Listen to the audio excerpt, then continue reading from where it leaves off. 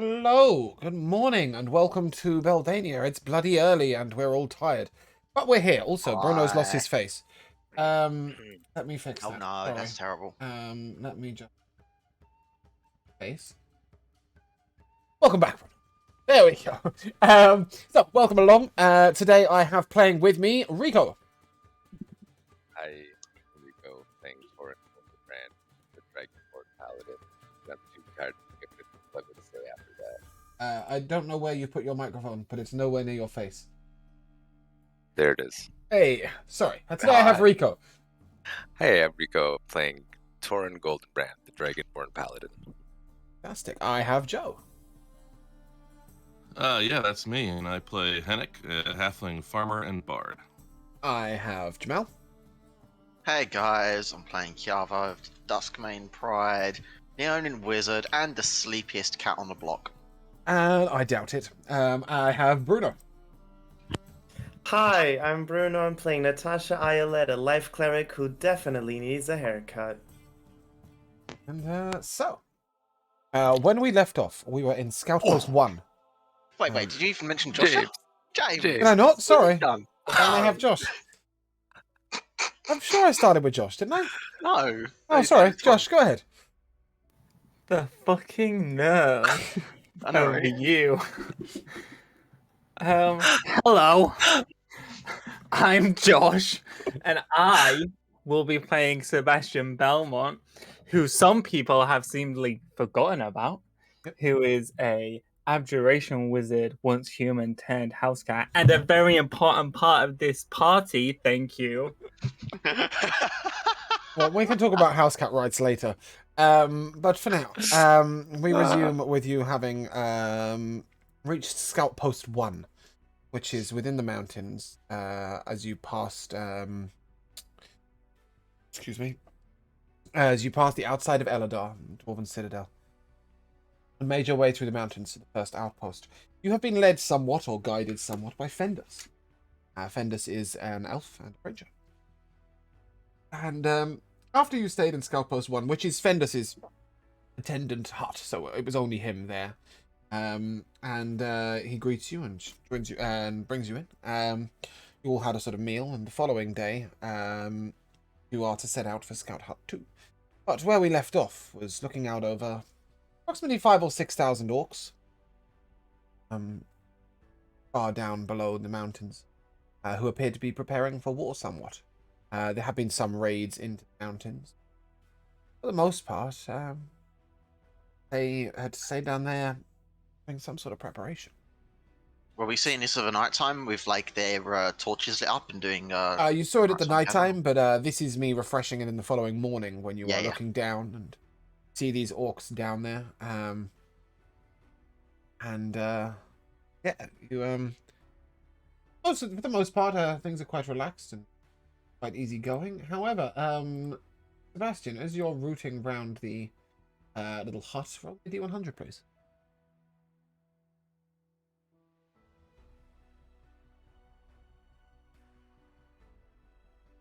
$61. Oh, it's boots. You see a pair of boots in the corner of the room that you wouldn't think that Sebastian would wear boots, but these boots are particularly made at cat size. They appear to be a little soft on the padding and have these little laces that pull them tight over the feet. The only problem is that these damn laces never stay tied. You have become Puss in Boots. Congratulations. Puss in Boots! You can move up to double your movement speed, but there's a 50% chance you don't. Regardless, as the sun rises over this army of orcs, Fendus points out a few things to you. First of all, there seems to be tents where there are female orcs and even young orcs. There are families here. They aren't all male warrior orcs. Attempts to find out why have failed. In terms of this means, leave it to you guys to real insights.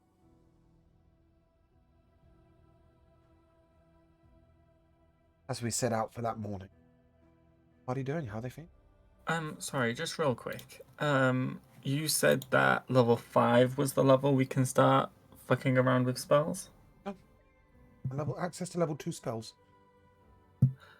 Okay, then that's what I'll be doing. No, I mean, like, this is the morning that you're setting out across the mountains. You can't be fucking around with spells while walking across mountains. I'm more mean, like, how are the party feeling about this trek through the mountains? Is anybody doing anything specific to... Not good. Not good. That was fucked up, that last fight. And, yeah, I definitely am, at least a little bit worried about what comes next for us. So, if I have the time, I'd like to, cook up some potions. You can attempt to make some swift potions upon the road. Do you have an alchemy skill on your... Yeah, yeah, I do. You haven't. That's, haven't got an alchemy skill. Point blank one. Oh, no, I've got it. Alchemy 2 on the notes, haven't I? No, you haven't got an alchemy skill on your cheat. Oh, what, Like- you putting... Yeah, let me fix Oh, that okay. for you. We all got special skills, Jamal. Well, Right. Yeah, I mean...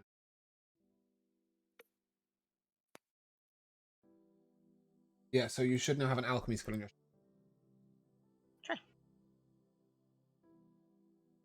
I'm gonna cast Mage Armor. Roll me a D8? Yeah, D8.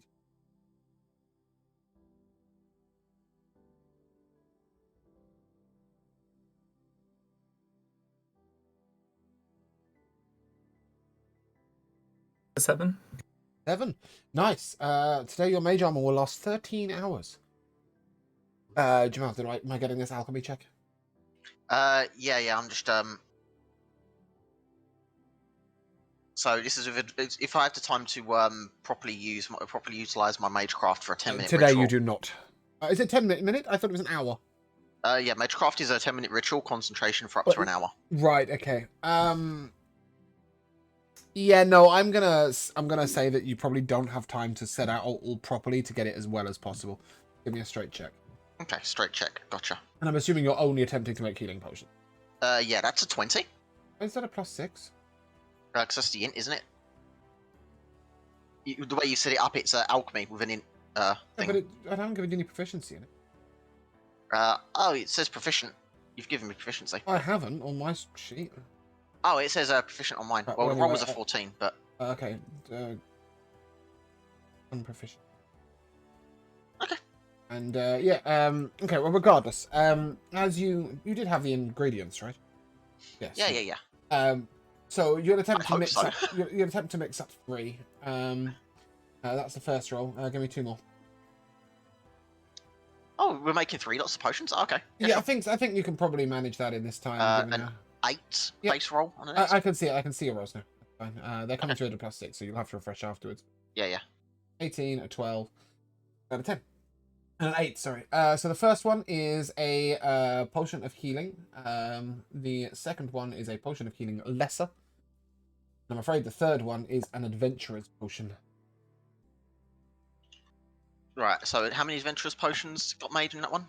Okay, so the first one is a potion of healing. Alright, so just one of each then. Second one is a potion of healing lesser. Third one, an adventurer's. Right, potion of healing. You want those and in reverse order this time? Or are you Potion good? of healing lesser.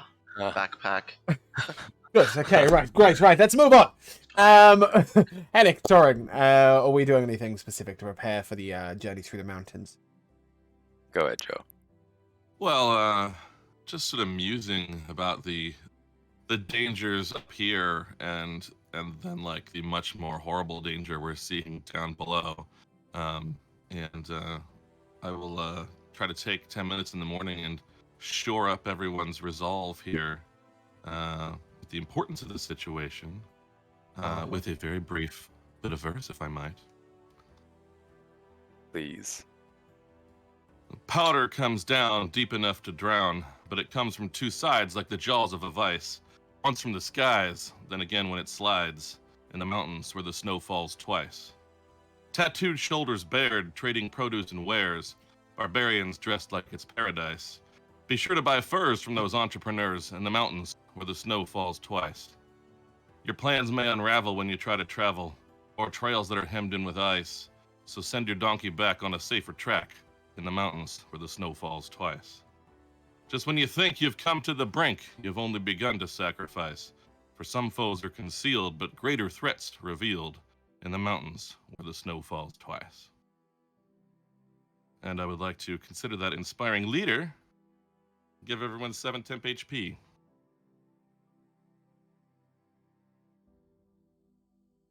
That was my favorite one so far, Joe. That was a good one. That was a really, really cracking one. Glad I wasted some daylight savings time hours last night working on it. Nice. Well, regardless, that is, yeah, it's more than inspiring enough. Yeah, And that's epic.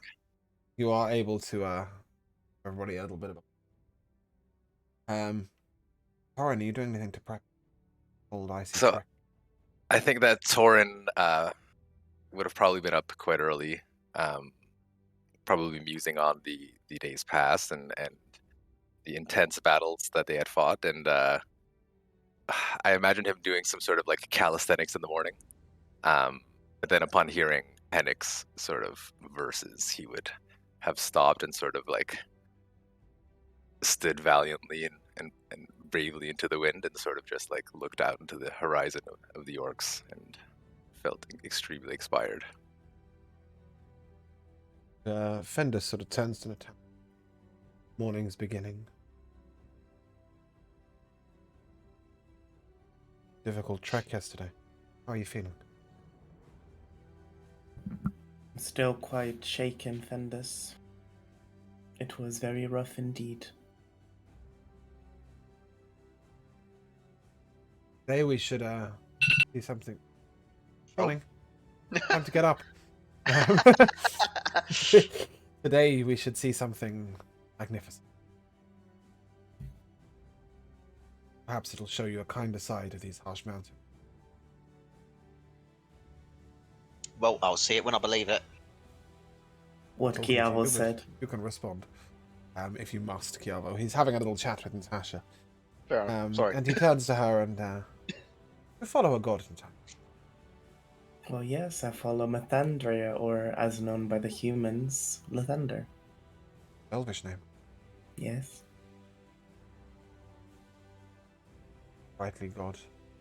I myself worship something I call nature. Sure, there are many names for it in many different pantheons. Sure, there are many gods who would lay claim to be created. Nature is a harsh mistress. Often battle, weather, and arduous treks. God, as it were. Forward to showing you a little. Hope that in it. Well, you are indeed correct, Fendus, because one of the tenets of the Thunder is life and creation, which means, in more ways than another, we worship the same god. Today, I think the aspect.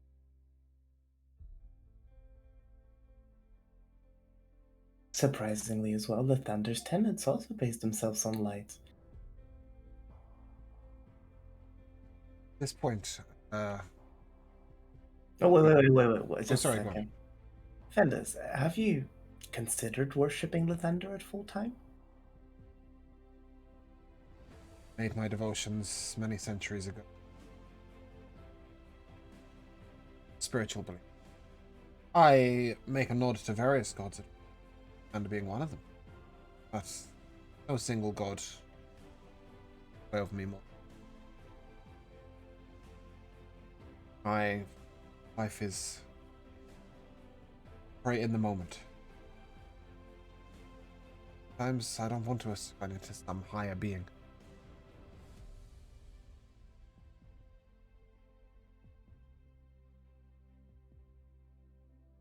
See, well, beliefs truly are flexible, Findus.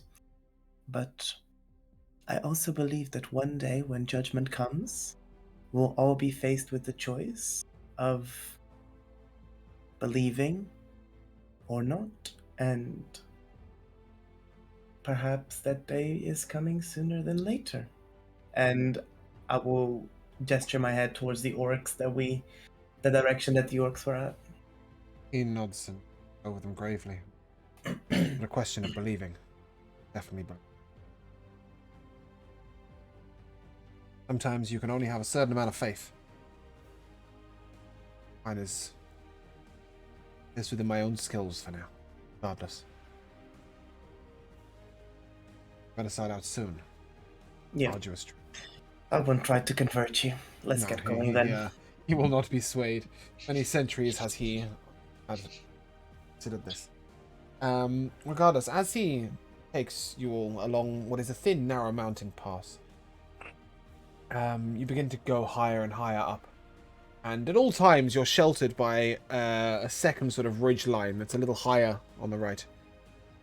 And quite a large mountain on the left.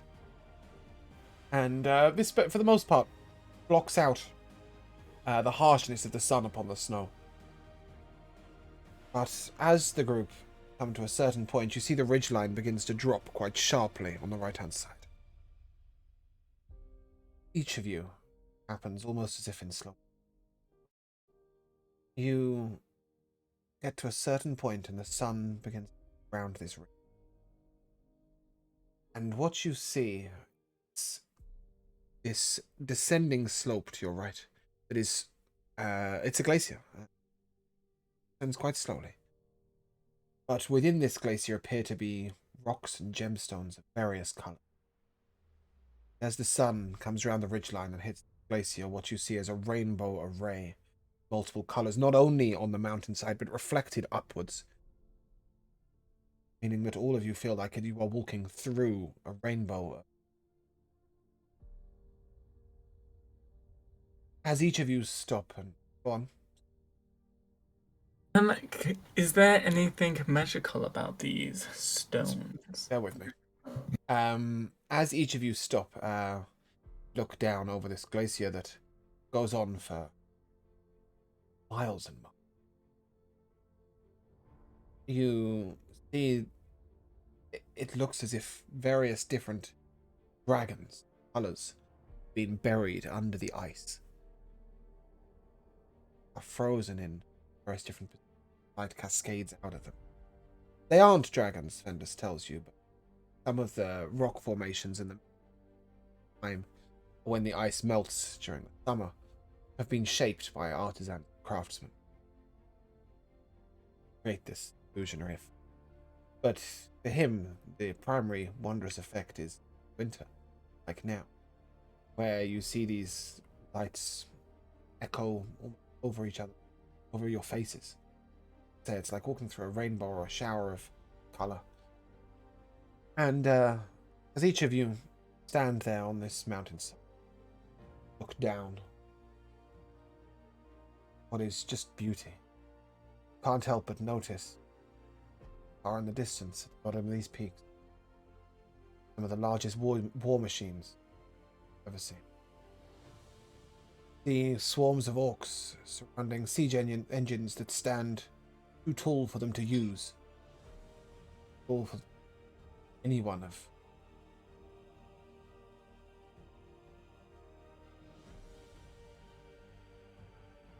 Sorry to interrupt the beauty. That looks worrying. Aye, that it does, Vendus. I think that might be an understatement. It's that's a significant threat. Not only that, but you see sort of 20 or 30,000 orcs on Sebastian. So, was there something magical about these stones? No, I explained that they weren't magical So at all. they're They were just just gem and easier. rock formations of colours that Okay. have been sculpted by artisans over time.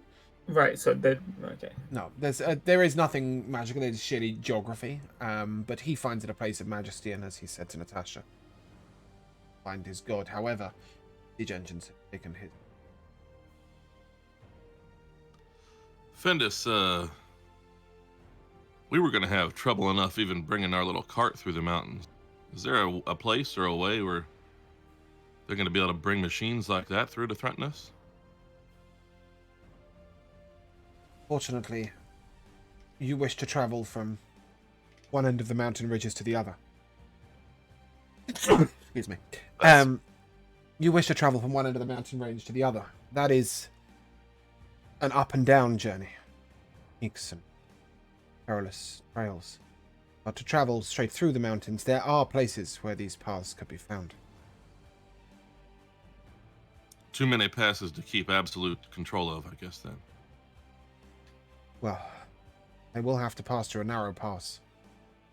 Regardless of where they go, and it should be defended well, but pass with the troops mobilized to that area. Have they been any indication which way, where they might be heading, so we know which one to go to ahead of time? We are here on a gathering, scouting information mission, after all. Well, the only attack that the truly made, some small village raid, large attack on the city in the north, provoking the Yuan-Ti to it. Right. What if... Go on. What if there are a way to slow some of the orcs down?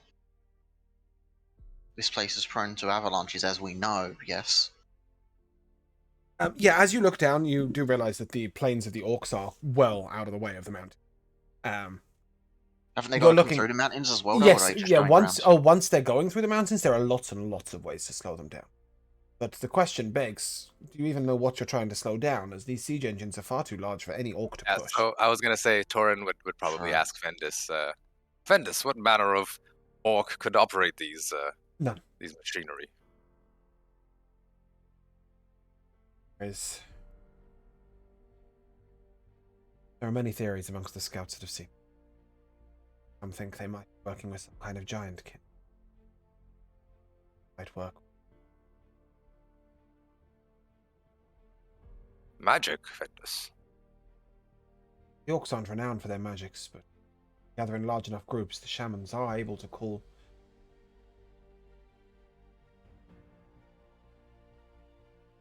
We don't know. Haven't seen.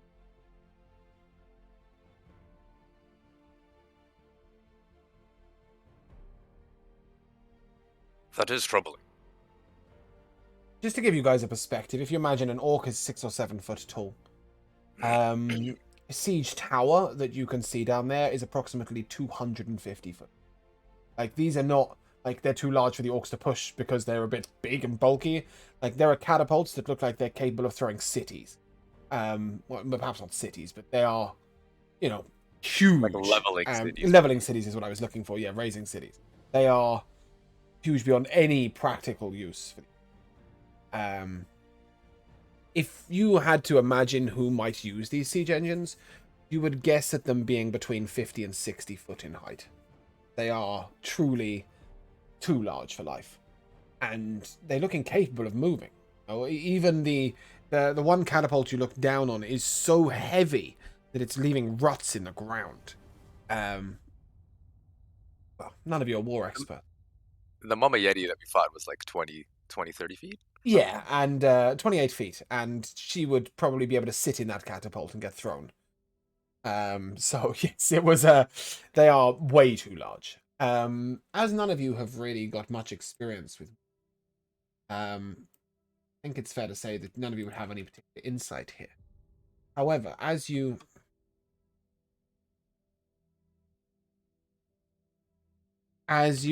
travel through the mountains from here, Fenders will tell you tales of various times that I'm going to kill. Jamal, see if you can fix God, please. Sure. And yeah, as you travel through these mountains, Fenders will start to tell you tales of times the orc attempted. Oh, it's playing. I don't.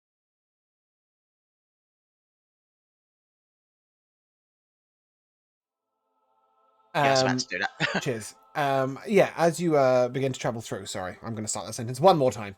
Fendus will tell you tales of times the orcs have maneuvered through the mountains and have built certain siege engines. Tell you of times that the dwarves have defended the mountain siege engines they built. And he'll tell you of the time before the Urax state, where every country was at war with another. Where Jorston was Jorstinia. Who else? Or humans overtook it. As he regales you with tales of war of times past, each of you may take a point in history. Teaches you ways of the world. Hell yeah. Times long before your life. You spend almost 4 hours traveling through this sort of... If you imagine, it's a little bit like walking through the northern lights in the sky. These lights are on you, all around you.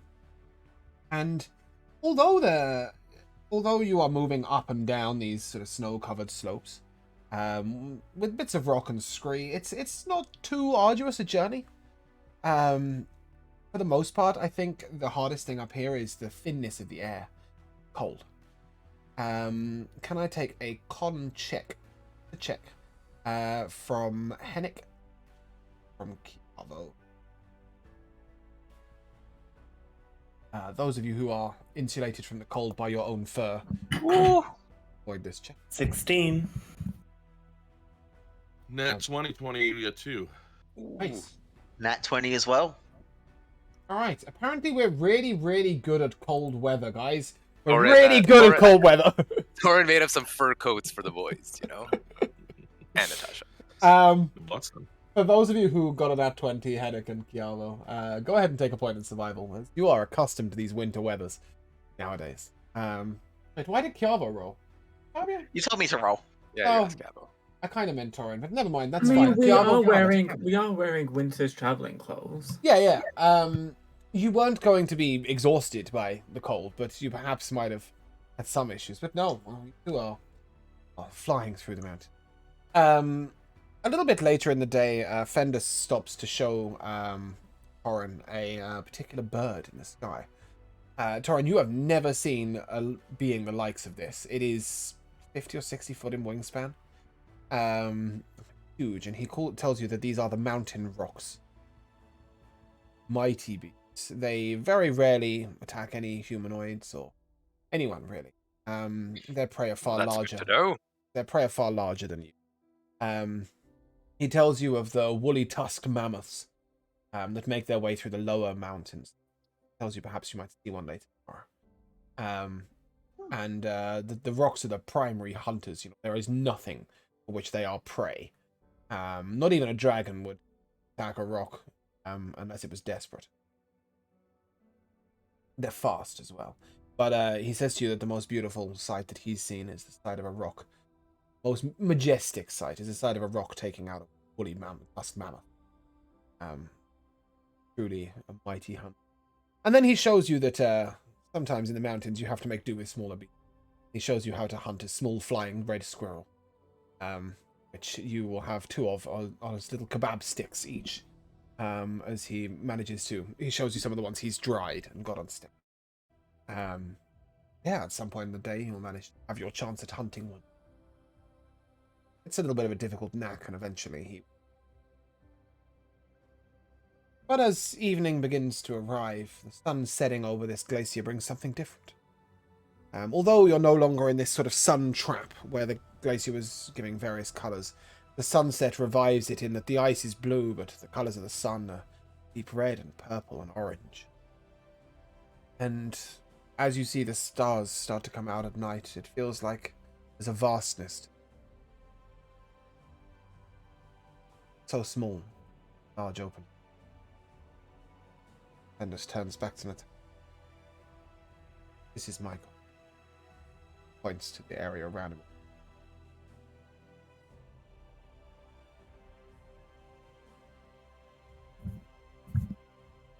A notable work of Lathander indeed, Fendus. Praised be. Hope the job. Ever. And She'll put her hand on her shoulder. I jest. But perhaps we need to hurry and warn the people. Fortunately, the journeys through the mountains can't be hurried. It's quite a beautiful thing. Nobody can make one scout post, third scout outpost. This might be a term of semantics, but I would not consider it beautiful considering the underlying surface pressure that we are facing, Ventus. This is where I live my life and make my living. And with that, as you turn this slight corner, you see a hut facing out over the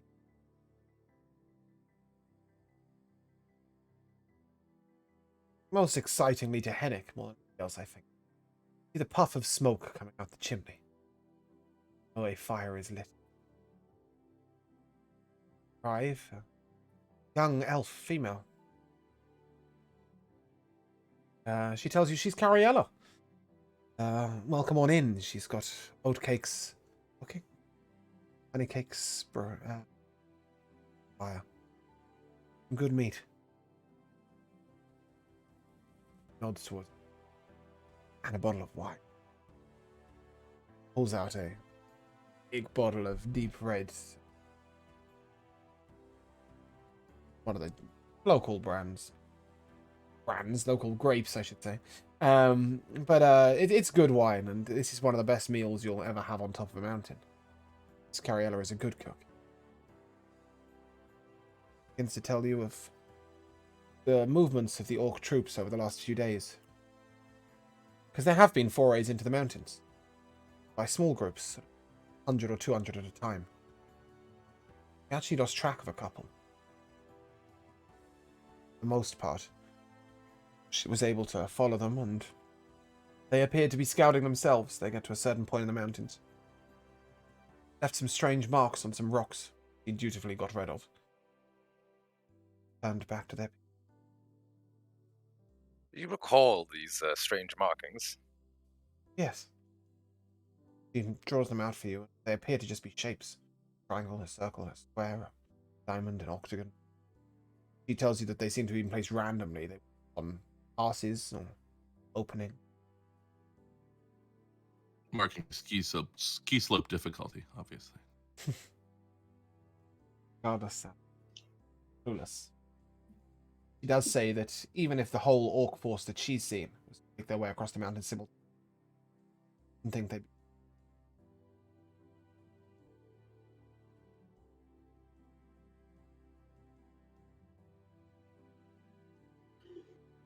She does tell you that tomorrow,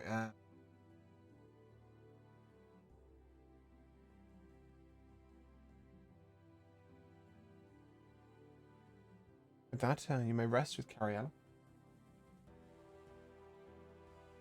Because of the nature of today's session, you may keep your temp HP for technically work like that. I'm sure Hennick would be equally inspiring the following morning. How much was the temp HP again? 7. 7. Yeah. But the following morning, you are woken before sunrise. Oh. Perhaps each.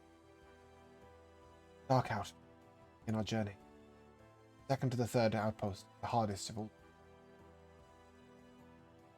How dark is it outside still? Pitch black. Okay, But with clear the... sky? Well, no, pitch black in terms of it's the middle of the night, but not Yeah, pitch black in terms of there is the stars and the moon, and there is nothing between them and the mountainside. I would Wouldn't like... need dark vision.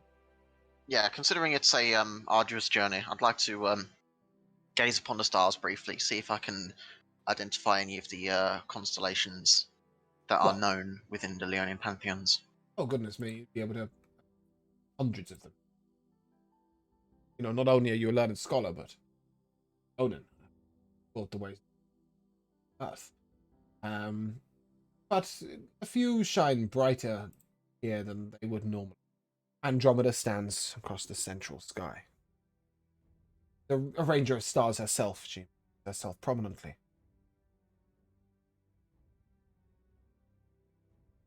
You can all see the even star brightly in Down to the right, you see the trident of a strange wolf-like. You see Karina, aura of calm and prominent in the sky tonight. One thing will take your notice. Bravo, please.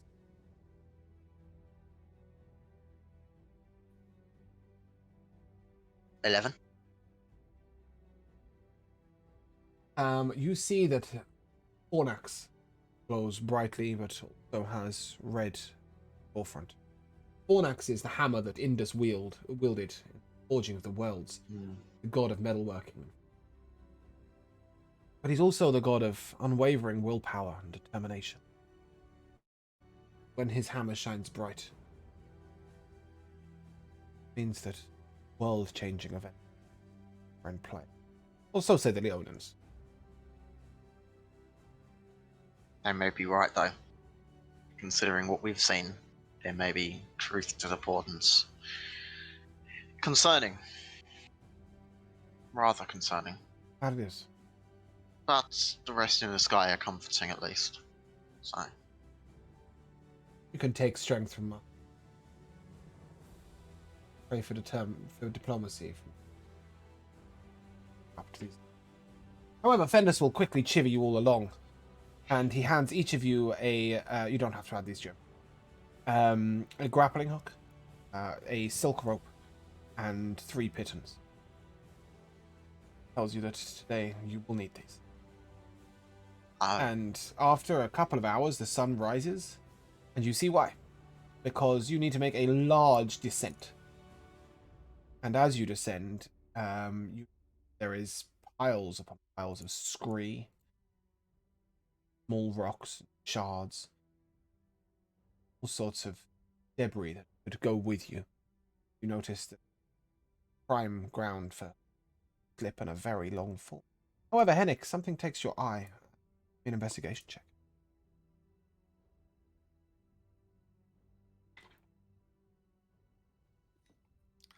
That's an 8. Okay, well, you're only going to find one. You find one. You find a rock that is almost black. It is translucent. At the center, any fleck of bright light. Henderson informs you that this is what he calls a galaxy star. Some of these rocks are forged by great pressure when an avalanche crushes them downwards. But they take on this translucent feel. But they still maintain the odd gem within them. Plus, he says that you could break them down for the powdered bits of gemstone within. Complete waste. Instead, likes them for their beauty. This rock fits nicely in Hennick's hand, but perhaps he would take interest in it for a different reason. Truly beautiful to them. Like looking into the night sky.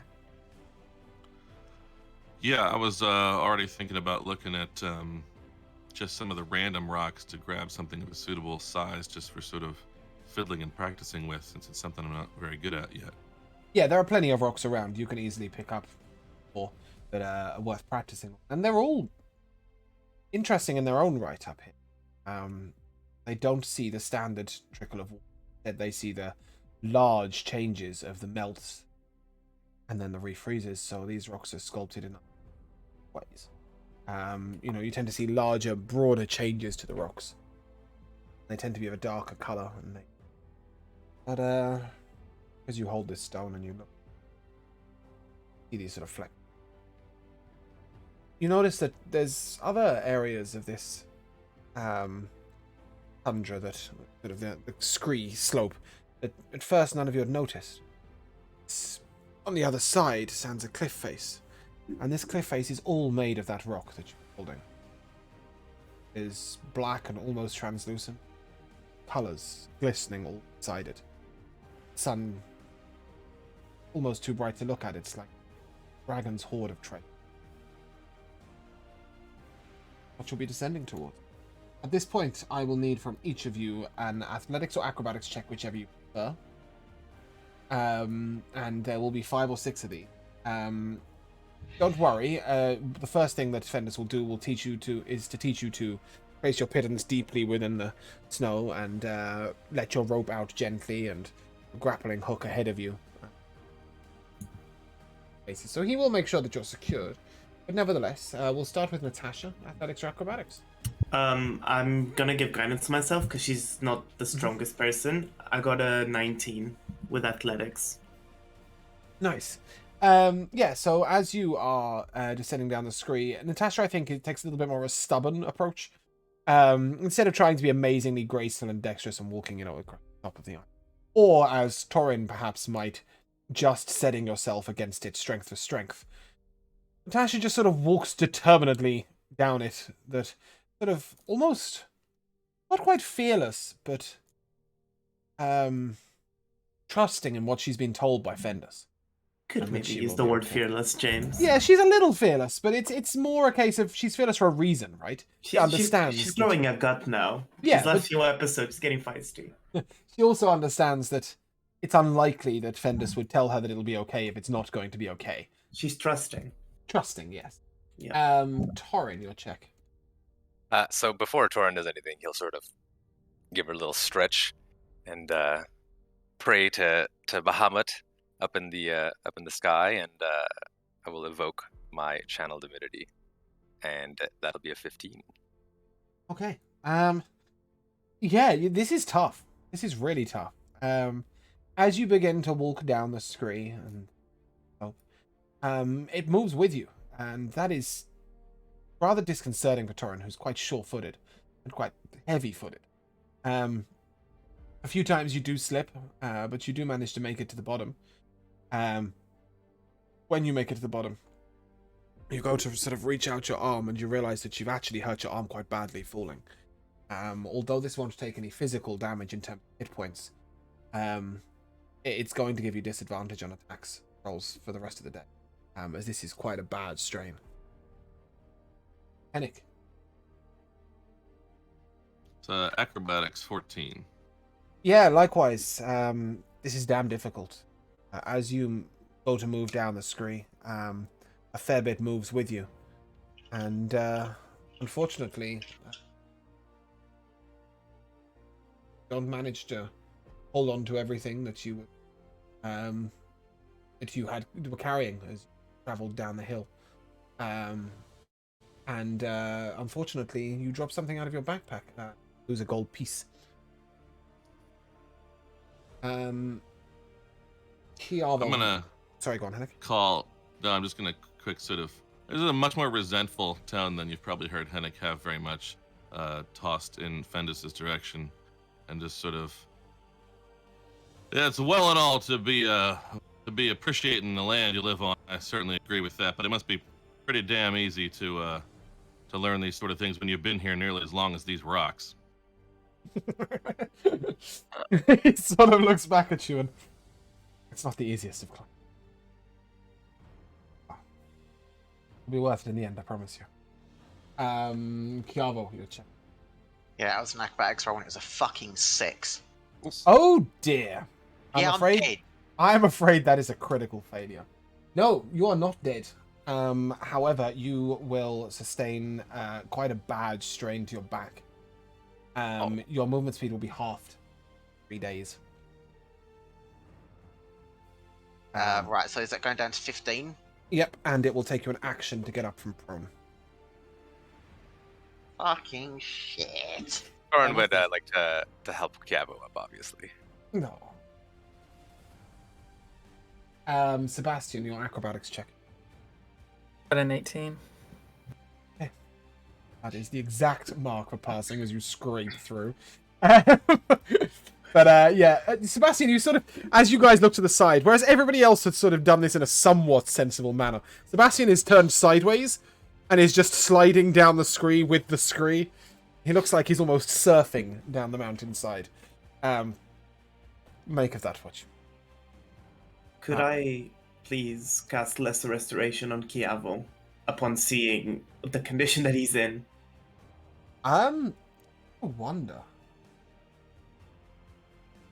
I'm in We need the pain. dice. We need the dice. I also because- imagine Torin is sort of like helping Kiabo, like the two injured big men just sort of like Yeah, that's hobbling away from the this. thing is fucking- that this is a strain. It's not really a condition of any sort. So give it a little roll.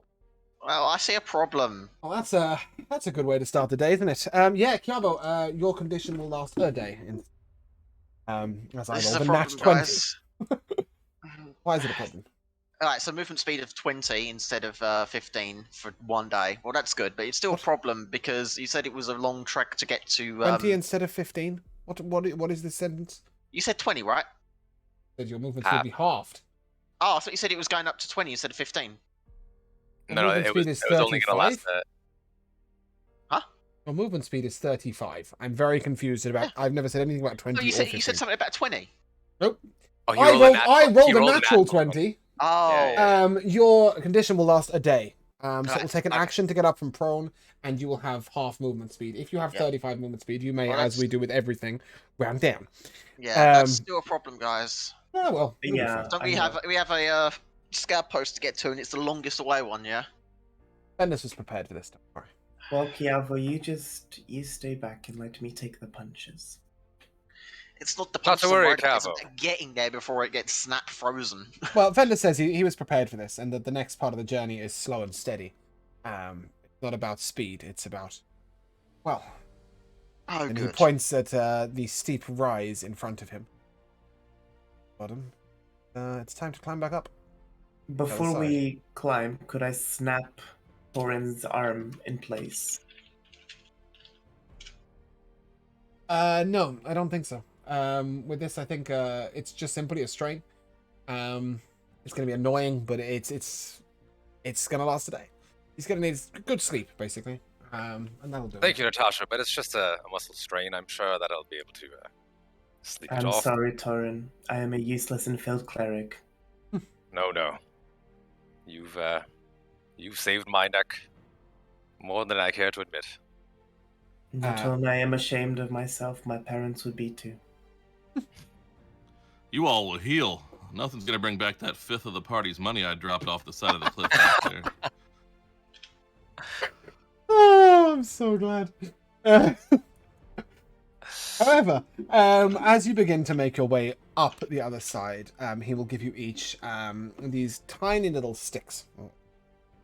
And he shows you that they can be extended and extended and extended and extended, and eventually they are walking poles for each of you at the right height. Jamal, please mute your keyboard if you're going the climbing. So, as each of you begins to climb, you all find this more or less challenging, depending on what are your views of things. It's just steep, and it's annoying, and difficult, and it's arduous. And by the time that you're halfway up, each of you are feeling tired. I'll take a con save from everybody, please. Kiavo, yours will be at disadvantage.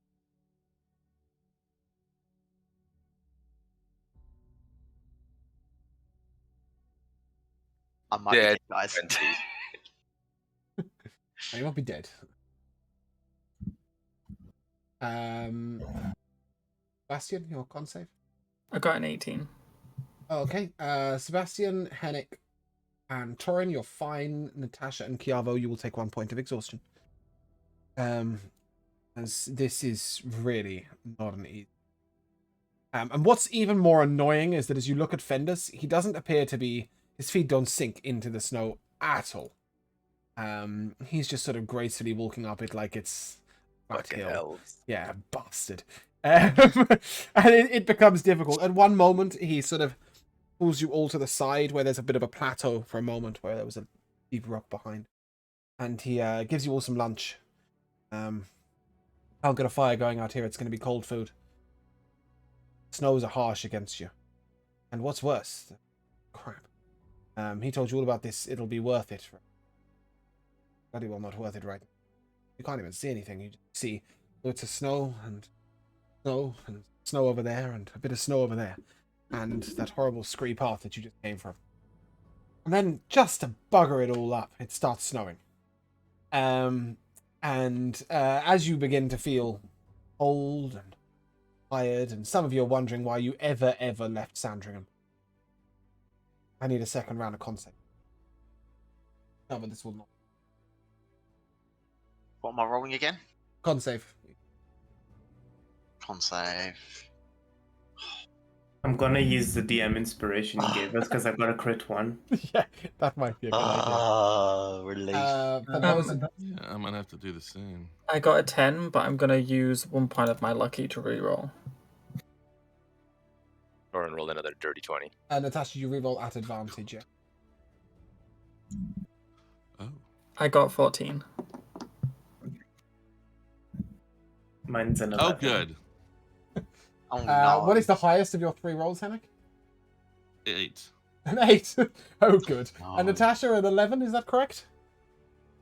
The Yes. two of you, if you had a point of exhaustion, you will gain another one. Didn't. Well, either way, you gain a point of exhaustion. Was my 14 okay? No. You will Okay, also so take I a point got of a point of exhaustion. exhaustion. Okay. Yeah. So at this point, oh, that's exciting. I think exhaustion 1 gives you disadvantage anyway. So yeah, that's going to be very interesting. Point 3, because you are now all under a point of exhaustion apart from Torin. Is that correct? Correct. At least one. Torin's looking at the party like, what are you all so tired about? And then It's only disadvantage on ability checks though, so yes, technically a concept ability. Mhm. that's Um, save. So yeah, Exhaustion 2 that gives you disadvantage on saves. No. I think that's 3. Oh, is it? Sorry. Yeah, I think 2 is You pull it up. I speed. thought Oh, good. Well, Kiava's basically walking backwards. Oh no, I Um, saved. I got a dirty 20. Okay, so you only got the one. This Good. bad I can't wait till your bruised old movement speed is half. Leonin's not dead 7 foot every 6 seconds. Can you imagine? Yeah. You're rolling on the floor or something. Regardless, you reach what is the top of this sort of long, hard slope, and you see this black wall ahead of you with all these wonderful gemstones in it. And it says, well, you'll have to wait for me, I'm afraid. Unless any of you feel like trying to make the climb yourself. I'll lower a rope down shortly, it'll be good, and you have a rope to climb. And you are going to have to climb a sheer cliff face. With this bag. Fuck. At this point, he sort of looks at how you all are and... Oh, never mind. Time for something. Hands each of you what appears to be a single gold bead. Tells you all to swallow them. When you do, to hand him your ropes. Holding the rope and he's got the other end. When you swallow these ropes, you will all be under the effect of levitation. Rise slowly up. It should be noted each of these gold beads is worth a gold piece. So he's been rather generous here. But I don't think you guys make the next set of checks, so any other way. So as you rise slowly up the cliff face, suddenly, unexpected. Roll initiative, please.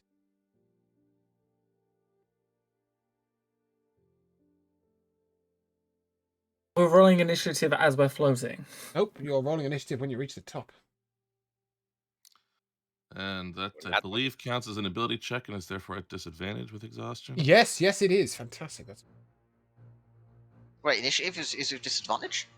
Yeah, if you've got a 1 level of exhaustion, which you will do. I don't think I can get lower than a nat 1. Hi. So. Oh, okay. Also, none of your rolls are coming.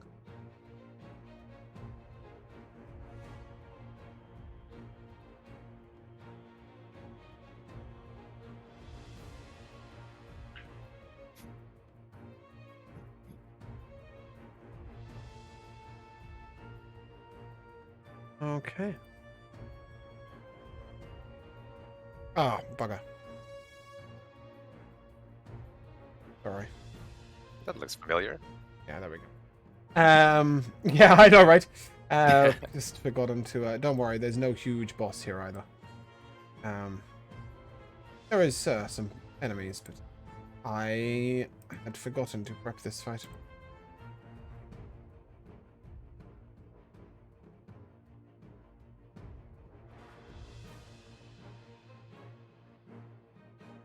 You reach the top of the mountain pass. You see some orcs laid out ahead of you. A couple of them appear quite large and quite well armored and well trained. And the other 3 appear to be sort of peons, if you like. And it's E1 and 2 who are the big ones, and E3, 4, and 5 who are the less accomplished ones. As you all reach the top of the... Wow, Fendus's counter is really large. I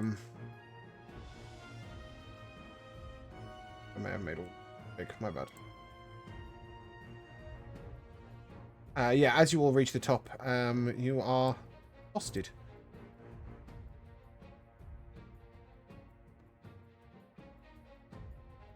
Two, 3, 4, 5, 6.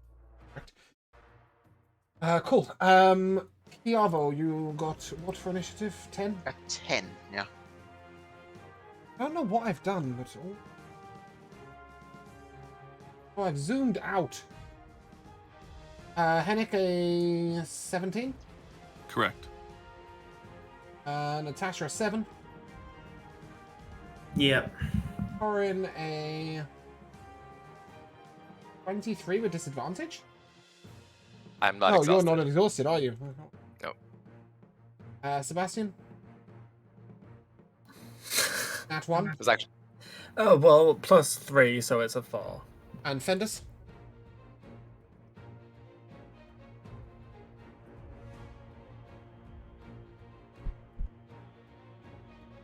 This will get a... Nat 20. He's good at that. 25, there you go. Oh, he arrives at the top, but he's not caught by surprise. Bruno, are you good to play Fendus today? Yes, of course. Corin also rolled a nat 20, by the way. Oh, good.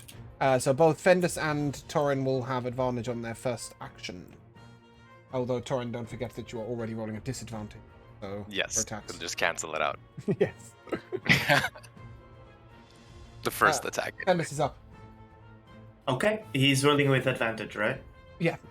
For his Okay. first action. I'm going to bonus action use Hunter's Mark on E1. And, have you forgotten to give him a long rest? Yeah, so I actually didn't think that I was going to be playing with him again. Oh, so okay. No, I've no, just done he's that with you now. all the way through the mountains. He's your guide. Without him, you are fuckookud. Yep, cool. Now, Hunter's Mark on E... Sorry, who? It will be E1 with a 28 to hit. Okay, but you E1 is under partial cover from the 3 in front of him. Does the 19 hit? Doesn't...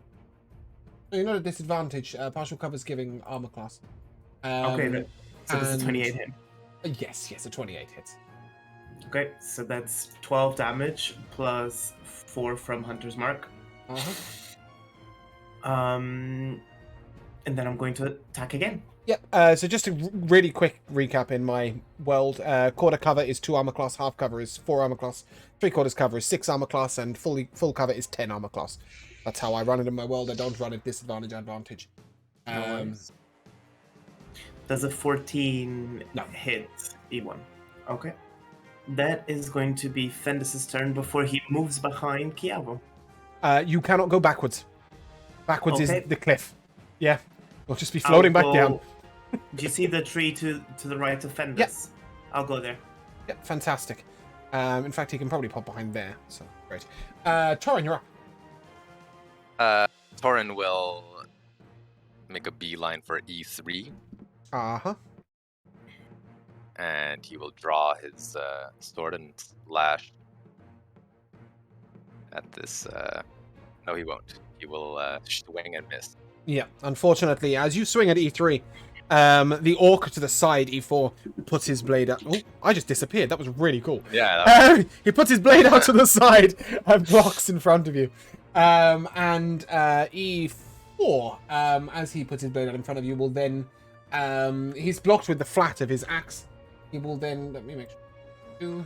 He will then swing his great axe at you with advantage, because he is going to step around to the side. So E4 moves up and flanks you. And that is a 15 to hit you. That is a miss. Cool. Henrik, you are... Torin will deflect the great axe. Mm-hmm.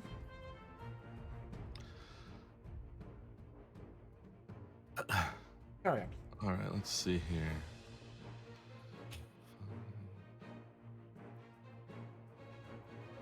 I am going to.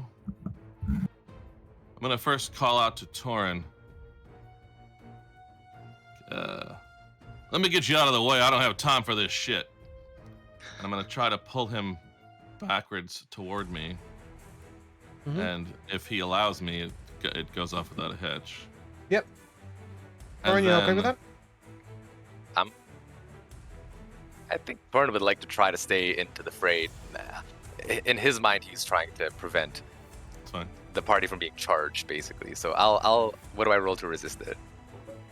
Strength save, I believe. Oh, I'll fail. Cool. So Torin, you're pulled 5 foot backwards. I mean, it's And 5 foot, then- right? Yes, it's just Yeah. fine. Okay. Cool. I really, really hoped it was 10 foot, so you could knock Kiava It, off ha- the it cliff. just has to be either toward me or away from me. So, Yeah, when that's it's a weird fine. diagonal like that, it's up to you. It's fine. And then I believe I can, I don't know, let out a sharp whistle, which I cannot do in real life, and cast Shatter on, I think, all of them. I think it shouldn't be too hard, 10-foot radius, so I can just put it back there. Okay, as you do so, one of the chiefs at the back lets out a sort of war chant. Proper, doing the old haka, and will give advantage on saving throws to his allies until next round. Fair enough. And that's a con save, yeah? Yes. 13 DC.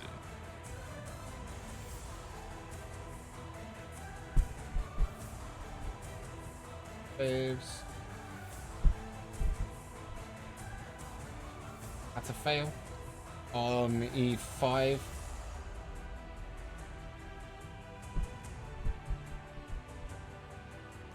Fail on E1 and a critical success on E2. It's 21 damage. Fuck Obviously me half sideways some and of call them. me Bob. It That was is an excellent incredible. roll. Hi, 8 Bob. and 5. So it's 10 to him, 21 to him. We can wave goodbye to Hollywood and D5. Hey. He is Massachusetts.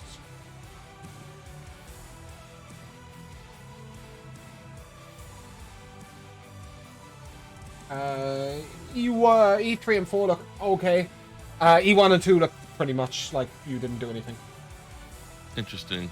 I'm going to, just to get away from the edge, use my movement and just like go up a square and off to the left, out of everybody's way. Trying to balance Yeah, the yeah. music a little bit. Up a square and to the left. Yeah? Yeah, well, give me all the way to the side. Great. Well, I can only go like 5, 10, 15, 20. I don't think I want to be that far. Just put me one square up left from Sebastian. Great. Okay. Yeah, there we go. Thank Cool. That's alright. Sorry. Bit of a weird one there. you. No, I was forgetting how far I'd be able to go if I used all diagonals. Then. Yes. Ooh. That is going to be an E3 maneuver. E3 will step up. That's it. E3 will step up and flank Torin. And will roll with advantage against. That helped him, didn't it? Regardless, he flanks and then his axe crashes into the. You don't have a shield, Torin, do you? I do have Oh, a shield? shield. Yeah, yeah, I crashes picked into up your a shield. tower shield from Oh, the of course you did, dwarf yes. at I yeah. can't bloody hit you.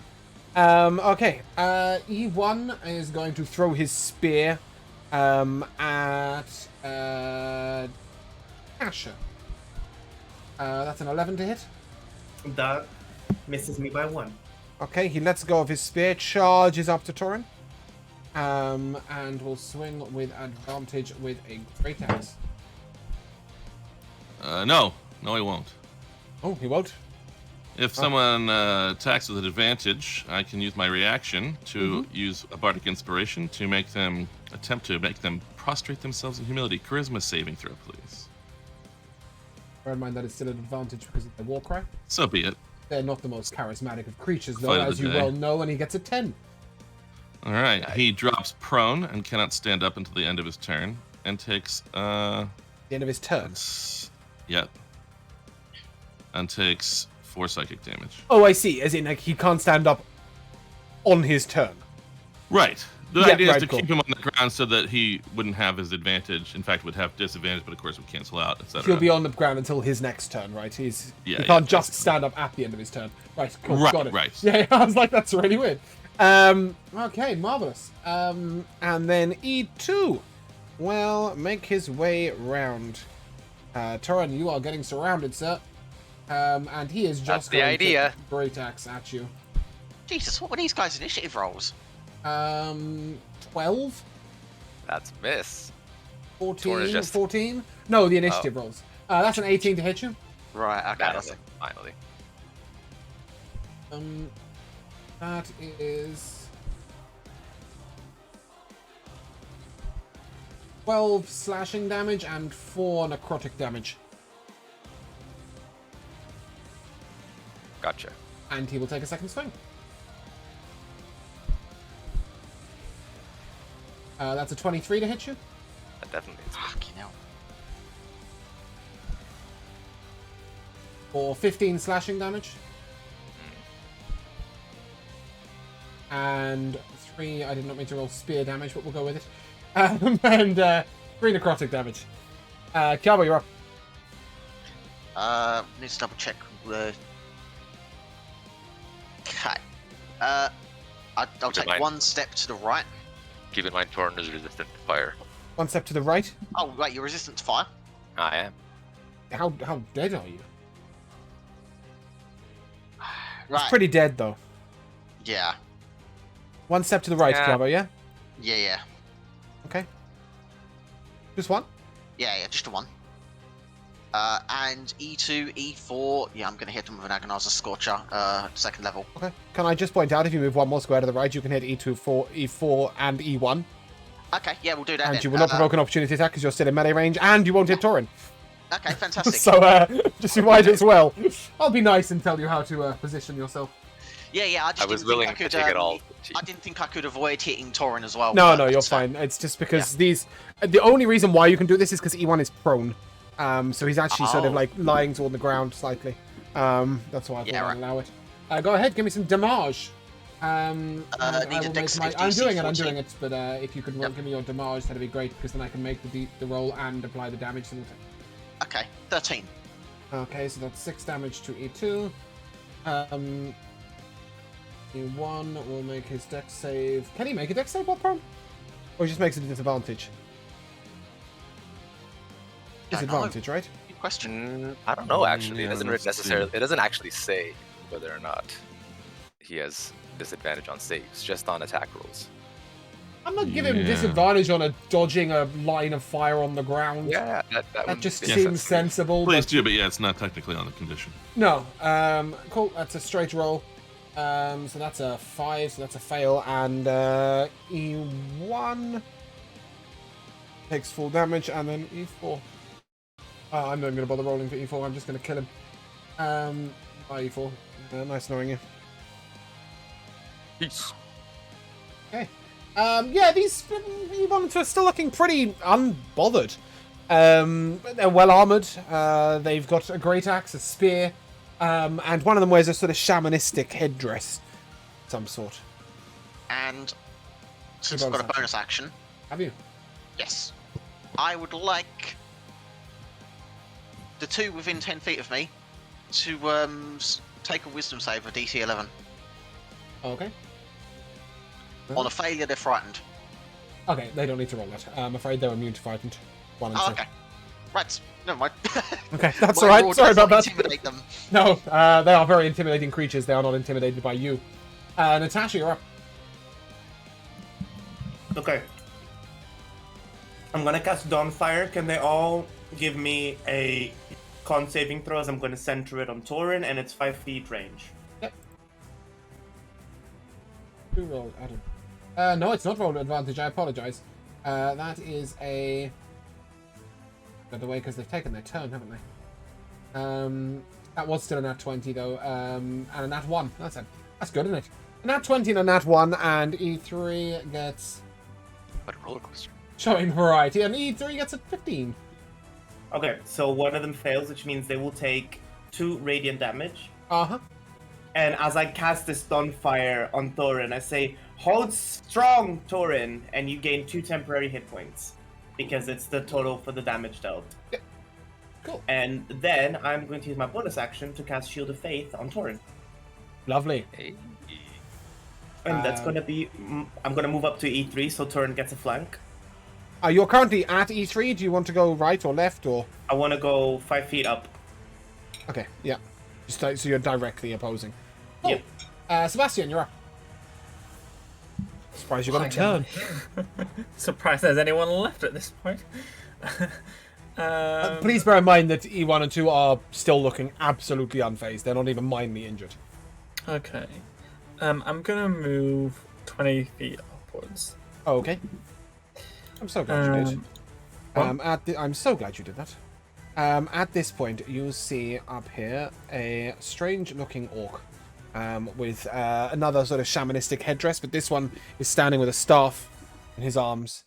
You see, as soon as you come into range, he sort of shouts out something. Does anybody speak Orcish? Kiavo, do you speak Orcish? No. Okay. He shouts something out. No, I don't think Fender speaks Orcish, does he? Elvish. He does speak Orcish. So he shouts something out behind him, and Fender says, he's calling for them to flee. There's people behind him, obviously. So he's telling people behind him to run. Sebastian, carry on, sorry.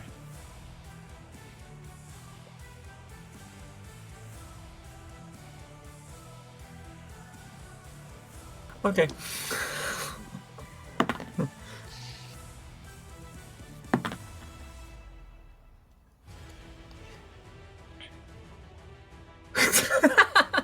Okay. I'm glad you're having a great time. Can we be let in on the secret? Well, he rolled a taxia. Yeah, so Sebastian's eyes are roll backwards and his very little body levitates off the ground. And as his body levitates, the shaman's body levitates. Okay, absolutely fine. The shaman will make a con save for that, yeah?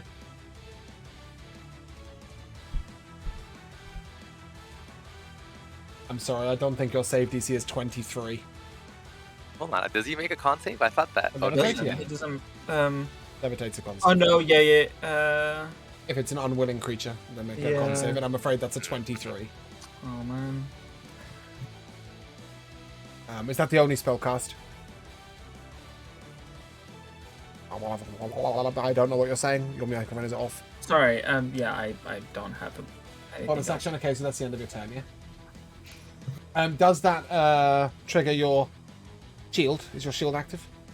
My arcane ward is active. Mage armor. Right. Cool. Because I Yeah. cast mage armor. Yes. Fendus is up. Not an advantage this turn. Okay. So he's going to shoot E1 again. Uh He went prone. huh. He is. Does that give me advantage or Because you're disadvantage? I think it's Disadvantage. disadvantage technically, yeah. Okay. Does an 18 hit? Jesus Christ, yes. Fucking right. Because I want to roll again. Yeah, That's right. a 30. DM, I'm surprised that the NPC DM created. So that's a 7 damage, and then the hunter's mark that I have on top of him gives me an additional 1. Is he got a plus Um, 11 to hit as a level 6 ranger? Whatever. I didn't make He's the fucking man. I just re-rolled him. Okay, E1 is officially minorly wounded. That is, I believe, Fendus' turn. He has 2 attacks. Oh, yep. Oopsie. I will use a favored foe on him. Probably a good shout at this point. It's the 4th time you've hit him.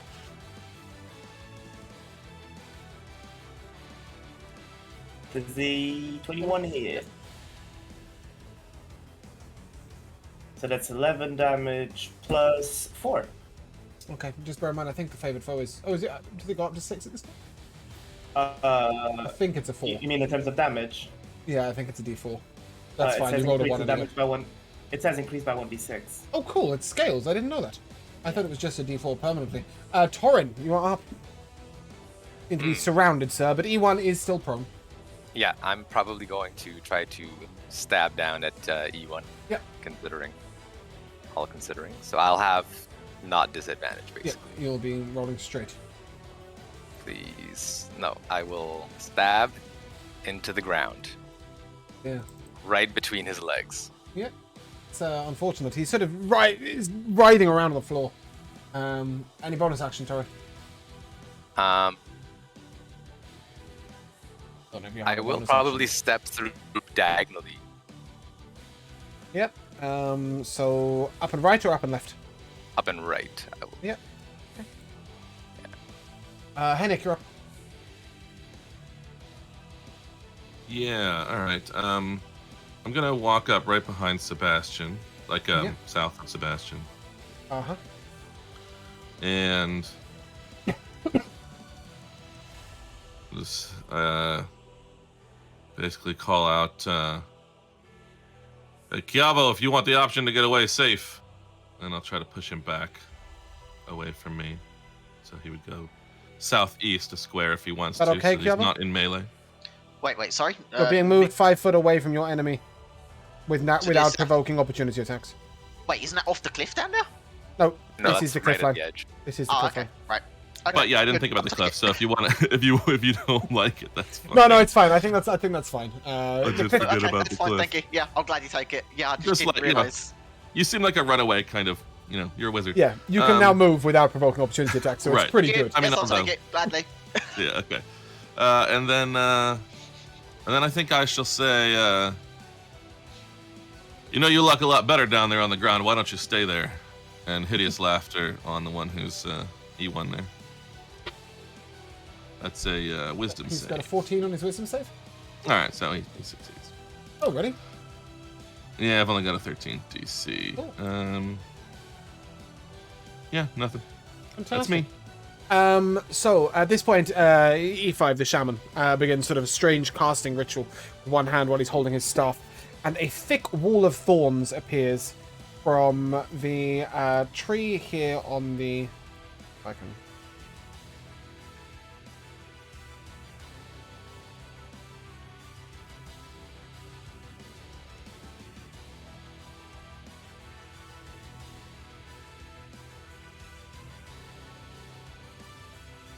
Oh.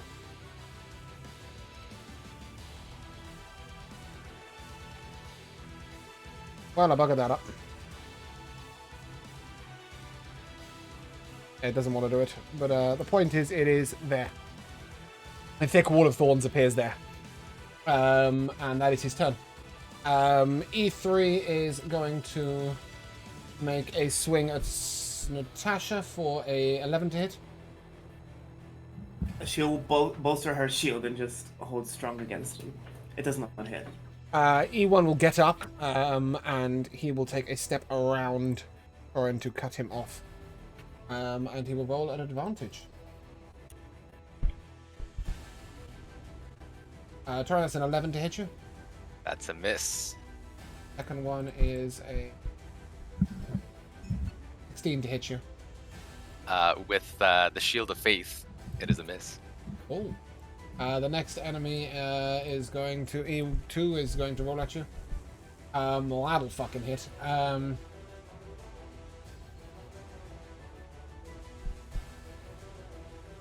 That's more than enough damage to take you down. Over 13. 18 damage. Oh, that's enough to take him down. Even with the 2 temp. Yep.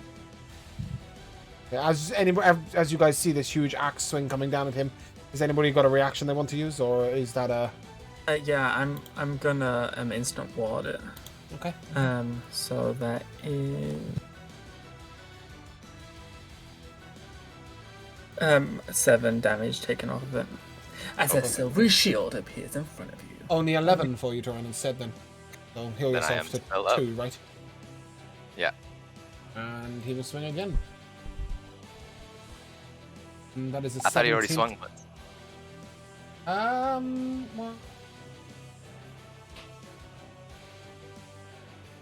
Well. No, the first one swung twice and missed twice. Uh-huh. Second one swung Oh, once, well, 19. The second time, 17 Gotcha. to hit you. Yeah, that hits. That So- one I will silvery barbs. Nice. He's gonna roll again. He will miss. Guys, looking after your Tauren. And I'll Um, take the advantage for myself. Yep.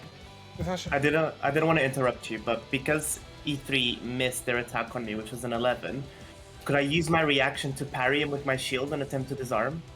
Yeah, 100%. That is a strength save from him. Okay. I know I'm questioning you. Not particularly sure. Oh, is this a manufacturing buckler? Yeah? Yeah, it's a strength save. Unfortunately, it's also a 22, so he will ignore you. I'm assuming that it's your DC, so yeah. Cool, Kiavo, you're up. Okay. Oh, wait. It's my strength against his strength. Oh, is it? Go on, give us a strength roll. Can you get a 23? No. Oh, okay, very good. See if you can get a nat 20. You can nat 20. Yeah, nat 20 will always instant success. He rolled a 19. Oh, See if alright. you can 20 him. No. No. Ah. Okay. Very good. Yeah, sorry, I did think I put the mechanic in there somewhere. Kiavo, you are oop.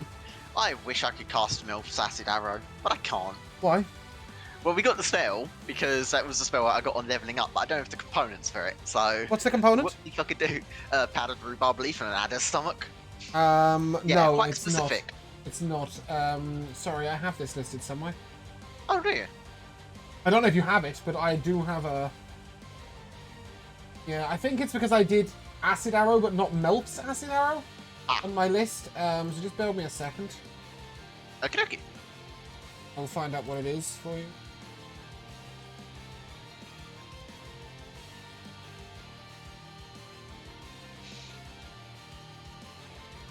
It's a piece of mistletoe.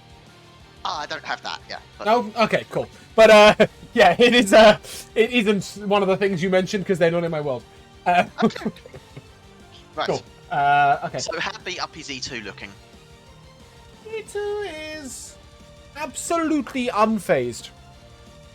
Right. In that case, I will attempt to Witch Bolt E2. I need to try to get Tauren clear of this guy if I can, or start the process of it. Mm-hmm. Oh, that's only an 11 to hit. Oh, Fuck. oh dear. Oh well. Well, Very good. I kind of don't have any bonus actions now either. So Well, yeah. What a Oof. tragedy. Natasha, you're up. You gotta move as well. Okay. Oh yeah, did you want to move, Kiavo, so that you're not next to the cliff? Yeah, I'll move up and. Go play right humping one. games with Fenders. Natasha, you're up. I'm going to cast Healing Word on Tauren Ooh. for 10 HP. Yep. Right. And I'm going to use my action to Dawnfire Tauren again. So I'm going to need E1 and E2 to give me a con saving throw.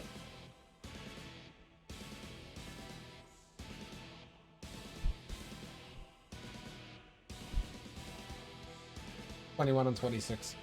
That's very unfortunate. That's my turn. They're quite good at that. Sebastian, you're up. Oh, sorry, Sebastian, can you give me a perception check? Is that a good time? Yeah, sure. That's a nat 20. Yeah, so that will tell you that E5 has actually ran away down the mountainside. You can't see him anymore. Put up the wall of thorns and he buggered off. Okay, that's fine.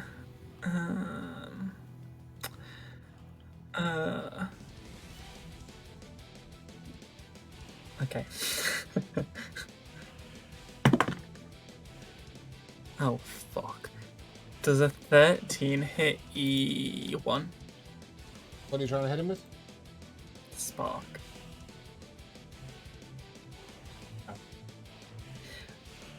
Then I try to make magic happen. Magic do not happen in turn. Fenders is up. So we're going for E1 again. And this time I am also going to utilize Slasher Spray as a bonus action. Slayer's Prey. Yeah, Slayer Spray. Okay. Is E1 still prone? No. Okay, that's a 20 to hit. Yep. So that's... That's 1, 2, 3. So he takes a total of 25 damage. And for the second attack, that is the 29 to hit. And then 25 reduces him pretty low. Yep. And that's another 10 damage from his He is second dead. attack. Okay, that is Fenris's turn. Maybe, I mean, Fenris will walk a bit further towards the wall, just in case. Mm-hmm. Just like at the tip of the tree. And that, yeah, that's his turn. Tip of the tree. Yeah, those little branches between the Yep. little crevice. Yeah. Gotcha. Torin, you're up.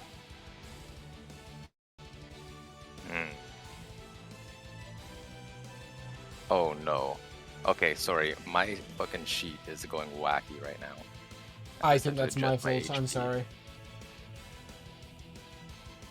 Yeah, I'm back to full. Okay, there we go. That's good. Yeah, that's my fault. Um, Sorry, I was checking something. No worries. Yeah, I was casually healing you to full health mid-combat. Yeah. Oh, My bad. So I think Torin, in the interest of self-preservation, is going to lay on hands himself for the full amount of 20 Cool. HP. Yep. And I think that... Doing an MC hammer, just can't touch me. That's it. Yeah. Turn over. I will stare down E2 behind me. I guess I'll turn around, obviously. And And he'll I am stare going back at to, you. Yeah, Give me an and I'm intimidation going- check. Oh, sure. Gonna roll opposed intimidations. Ah, He stares down at you, but you, after a while, you blink. Sadly. bastard. But I'm also going to bonus action and sort of yell out at him. Let's dance, you bastard! And try to cast Compel Duel. Oh, I like it. And he will. That'll be a wisdom. If you had have save. won the thing, I would have given Yeah, a disadvantage. yeah, yeah, yeah. Unfortunately, he gets a 15.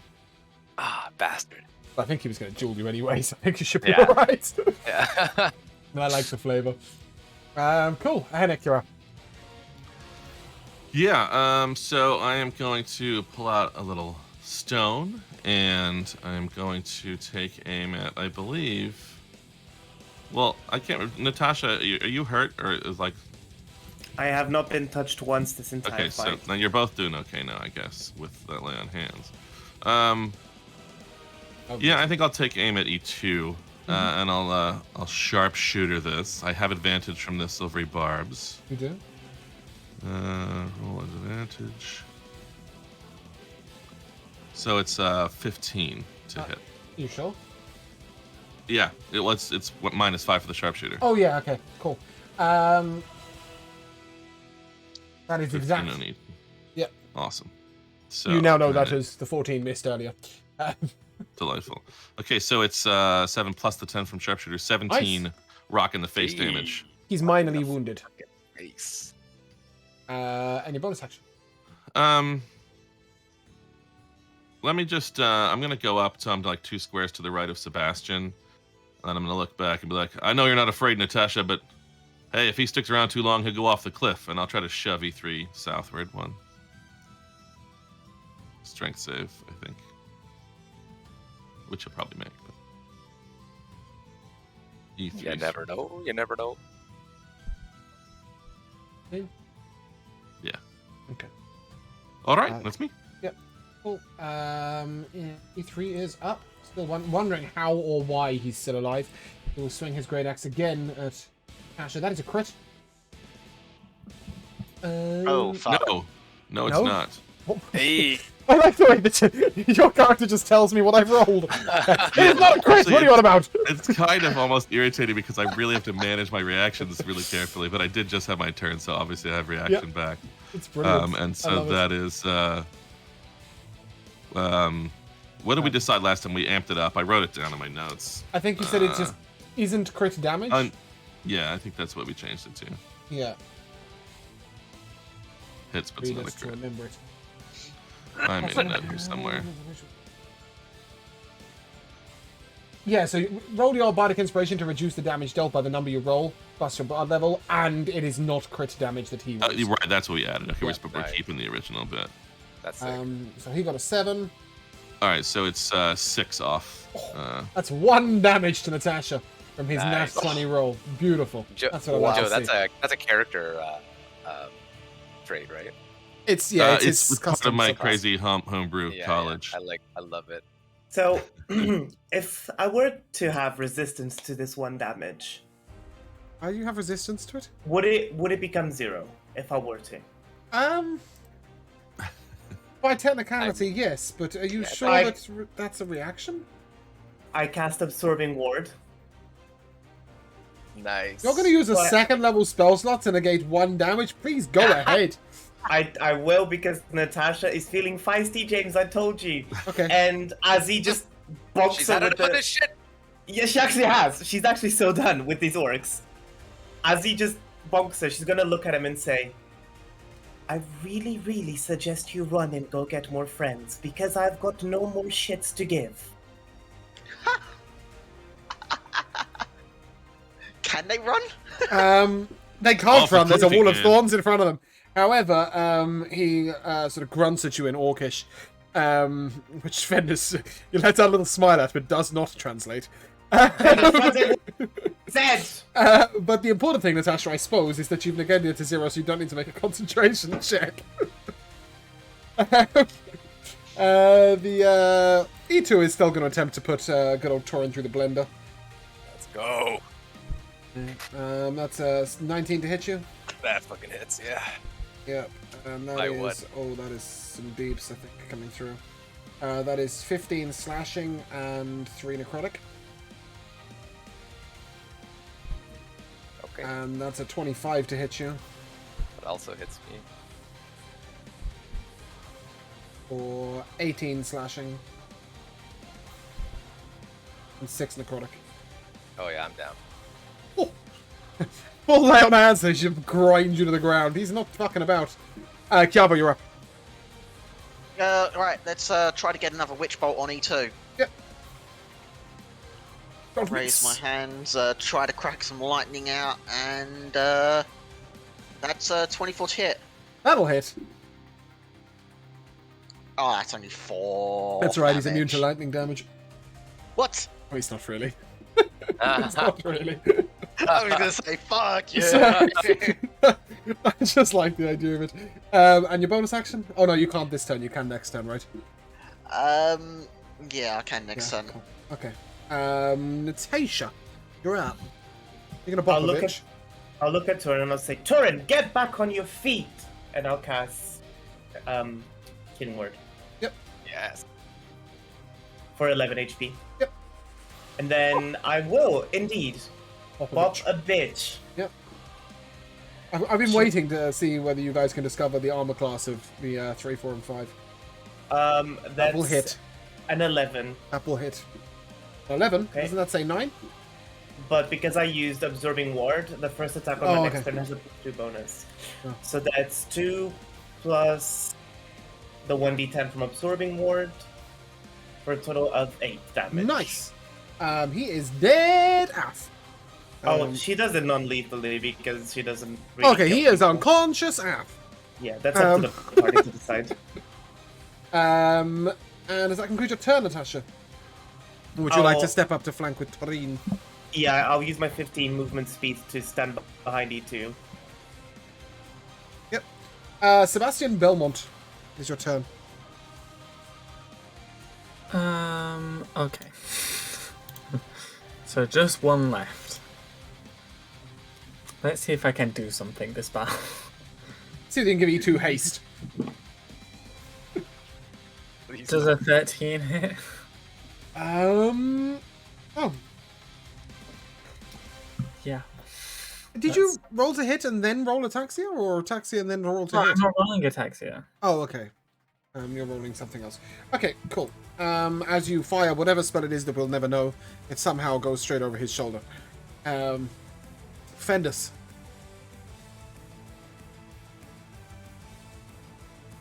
Sorry, I was reading spells. It's He'll quite attack okay. bonus action to move Hunter's Mark to E2. That'll hit. Well, a free bonus action. That is 10 plus 2. Does a 15 hit? Yep. No, 15 misses. No, 15 hits. Sorry, 15 hits. Yeah, it's 12 damage. Plus 11. Yeah. That shall be my Okay, turn. he's looking wounded. Torin, you're up. All right, so Torin's gonna get up off his ass as per Natasha's orders, and gonna try to finally hit him. So I don't have disadvantage because he's being flanked, I imagine. Indeed. Nice. That might hit. An 18. That'll hit. Uh, Well, expend and the level 9 smite or something. oh Listen, yeah, I'm just You're gonna one definitely hit of the fight. I'm definitely gonna expend a smite here.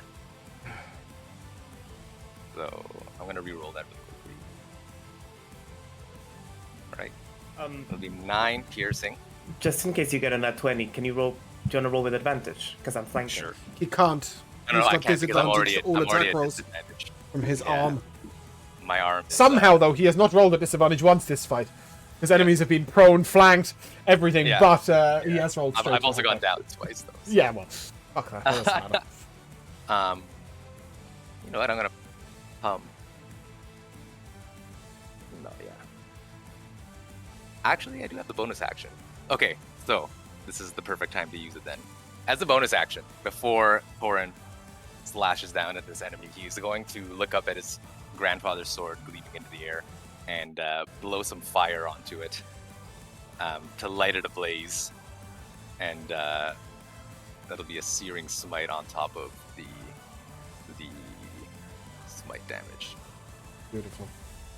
So Can you smite and searing smite in the same turn? yeah, I mean smite is just like a free thing that you can add onto any attack, That's sick. and then I've searing never smite realized is a bonus action. So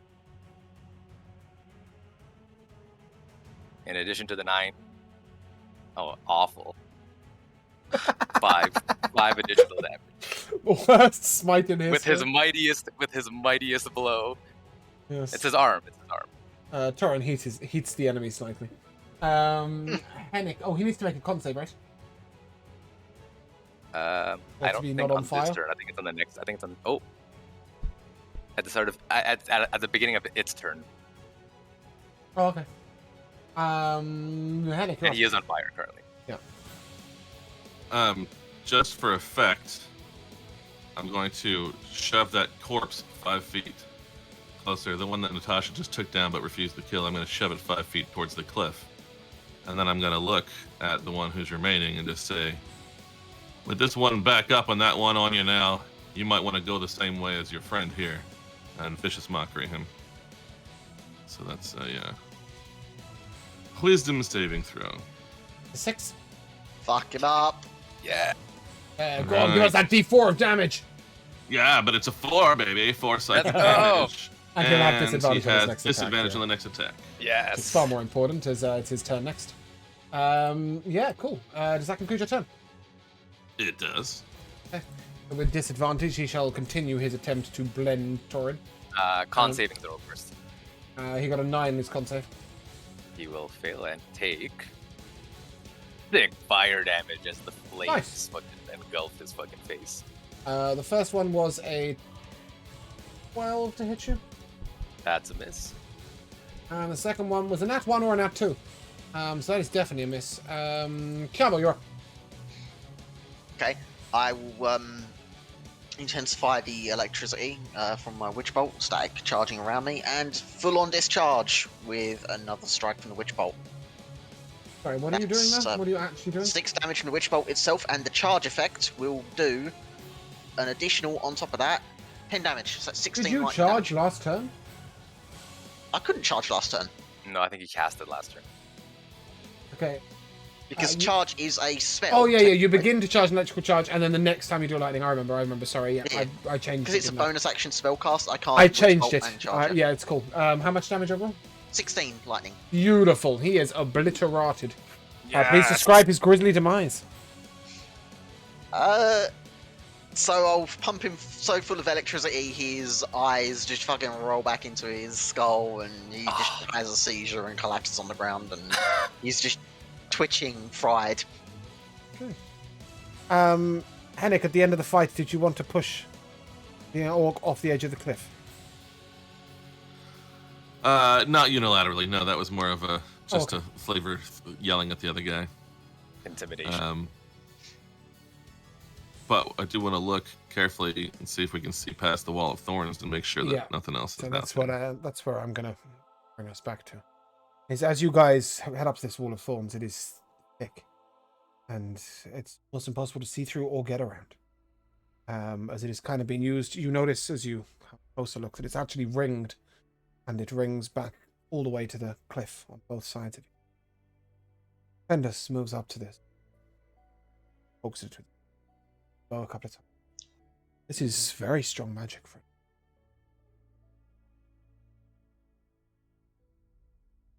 Should dissipate after a while.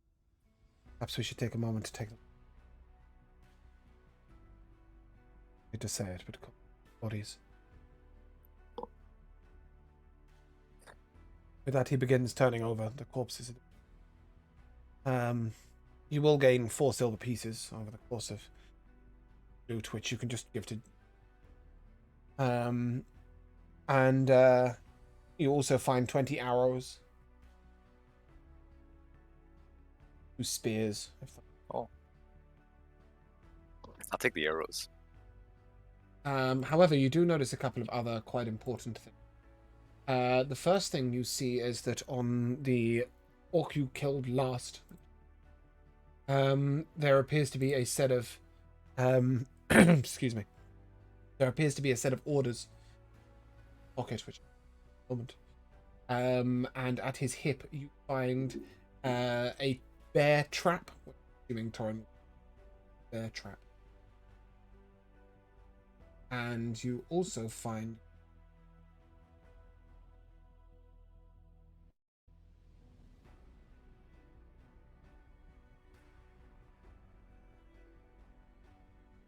Sorry, I missed what we got after the orders.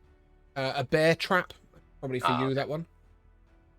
And a strange looking key in the shape of a question mark. This is a mystery key. Who does the thieving? Is that Sebastian? It is, isn't it? Sebastian, do you want to take the mystery key? There's a 5% chance of unlocking any lock on which it's inserted. So if you roll a d20 when you use it, if you get a d20, an nat 20, you can unlock a door. Any door. Provided it has a lock. Won't unlock. Once it unlocks something, the key disappears. You may assume that this question mark key may be... But as you unfold the orders... who would be reading the orders out? I could read them out. I don't have the language itself, but I do have comprehend languages, so I could. Do you not have the language itself? As you Orcish. open the orders, they are not written. They're written in. Written. I do have that language in. Interesting. Why would an order be written in Abyssal? Well, aloud with it, Kiava. What does it say? Yeah, but What as you does he begin wanna say? to translate this, some of these words don't translate. So, although you understand the nature of them, you don't necessarily understand exactly what they mean. But they say you work it The out to mean. closest interpretation, then. The first word says something between boss, king, and god. A leader title of But some put form. together, you realize that it says the God King. The God King dictates you must find a pass before winter ends. Find us a place. Escape. Escape. Chieftain Baal. Baal is spelt like B-double-A. Oh no. Okay. Interesting. H-A-U-L. Baal. Oh.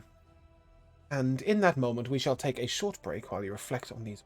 And you may all roll HP. Oh. Roll your hit dice on your breaks before you will run away.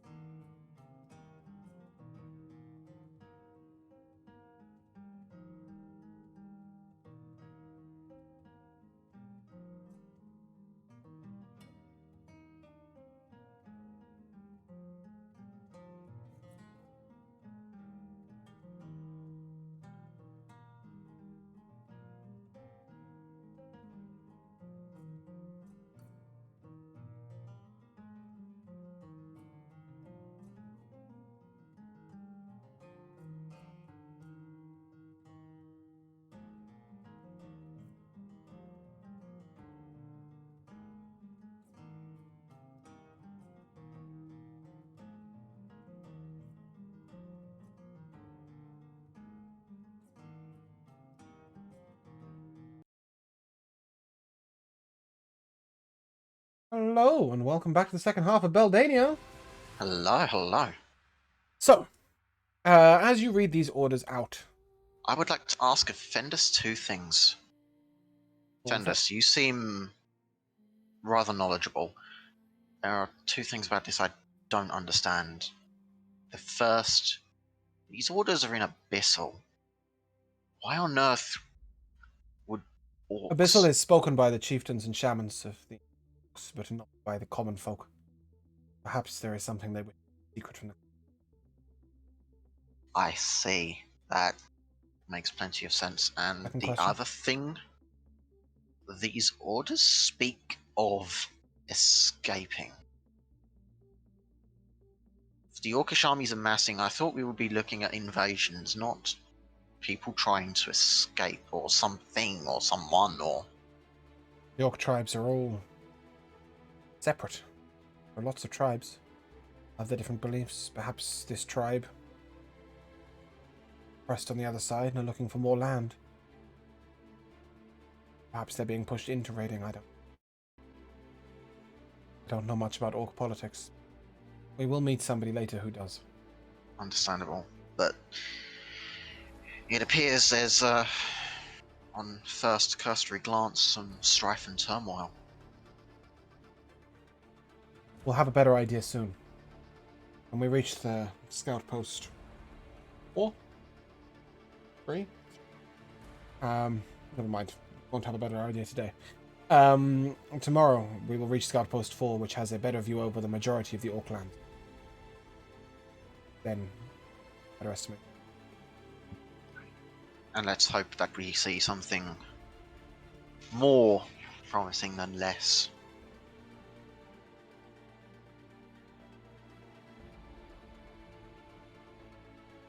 Unless I feel we should be making more progress. My back's certainly not getting any better, and daylight's burning. Well, as you guys have taken the short rest and sort of sat, you've watched the Wall of Thorns dwindling.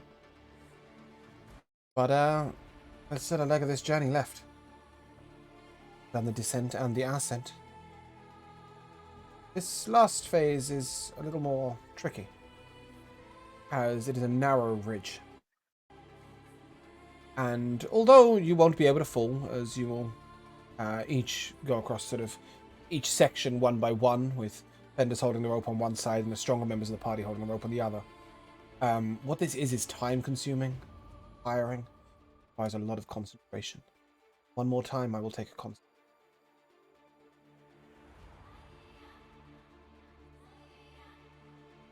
Anything below a 17 is exhaustion. Below a 17. Damn. Well, I guess I'll take my lumps and enjoy it. I got a 17. Yep, so 17 and above is no points of exhaustion. Below 17 is exhaustion. Is anybody expending anything unusual to get past this? Unfortunately, I don't believe I can. No Yeah, guidance. If I had from anything I the thought I could do. guidance on series of checks. Guidance on. Oh, so as you all begin to feel very tired, Kiavo, you failed yours?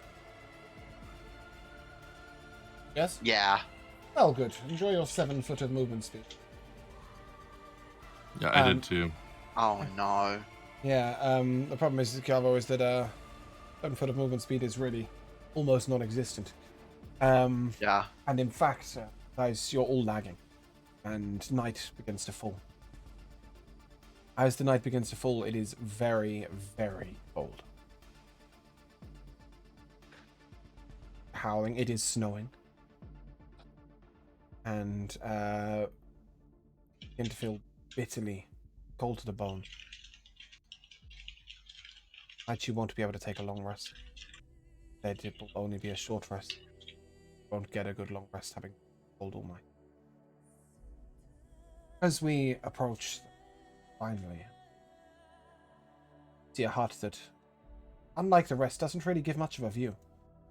That it is sheltered on 3 sides by walls. You'd guess that this is because this is the coldest and highest scout post you've been to, and for that reason, it was more important that the scouts themselves are able to stay warm. What you do see, however, is a ladder. It looks like it goes up and up and up from the outside of the scout's hut up one of the walls, and he informs you that at the top, a sort of very well maintained, almost like log burned fire, but ready to go signal flame. For anybody who's seen Lord of the Rings, little like that. The signal flames that burn across them. Kind of like the ones in the Shiver Peaks, huh?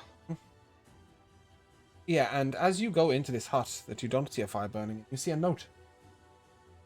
There's a tracking an orc troop. A large 300 or 400 or so. That's all it says. There's no name, there is no details. You'd assume that the reason for this is anybody can wander along to the scout huts, right? Anybody from the mountains, so no important information given.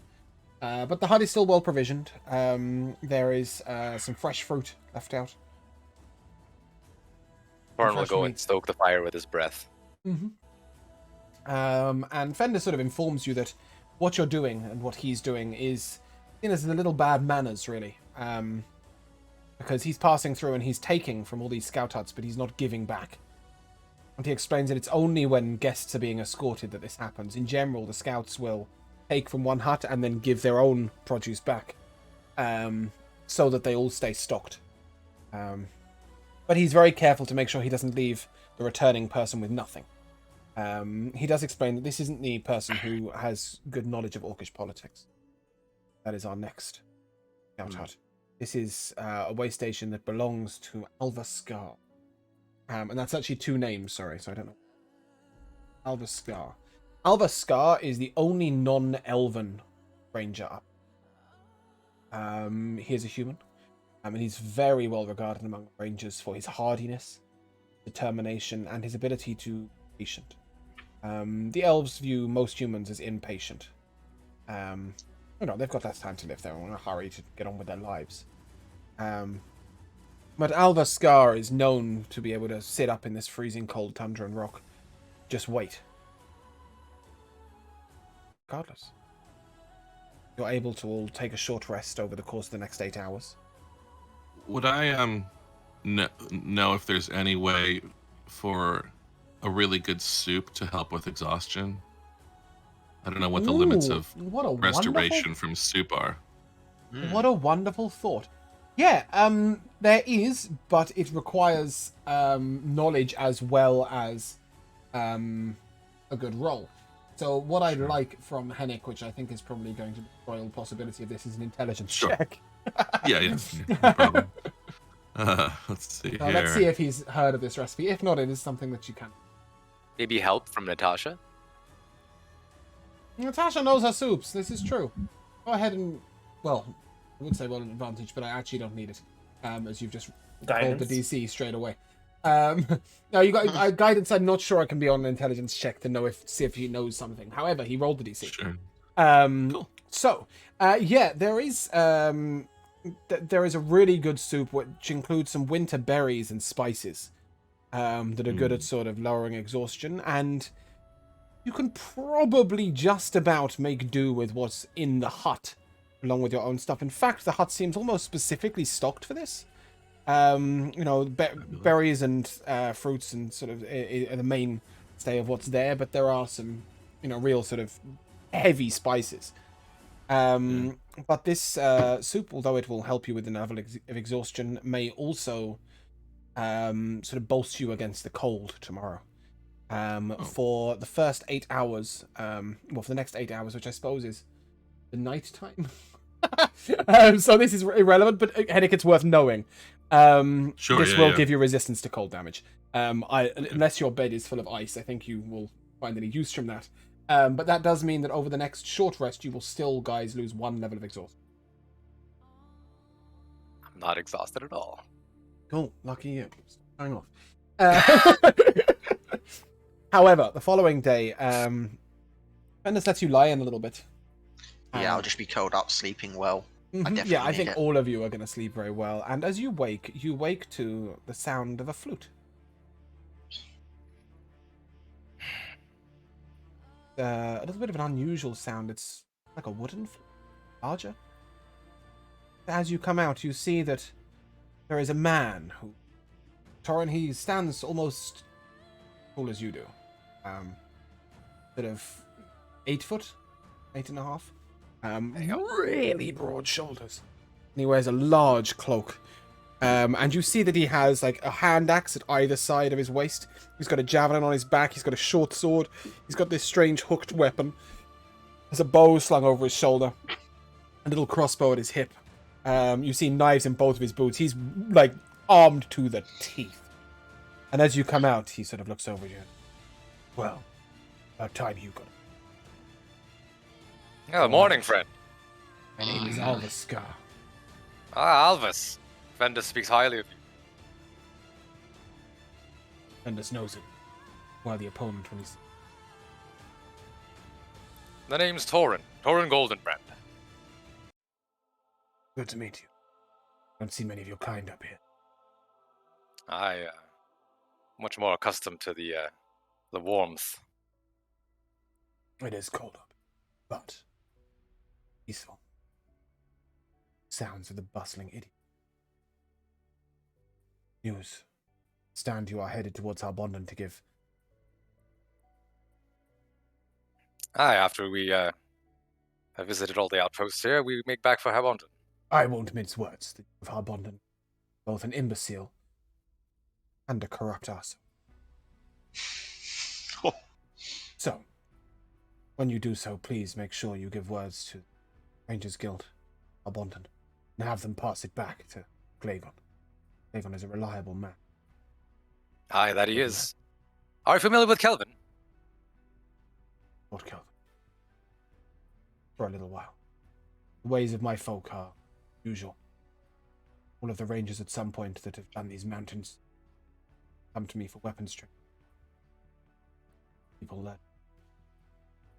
You.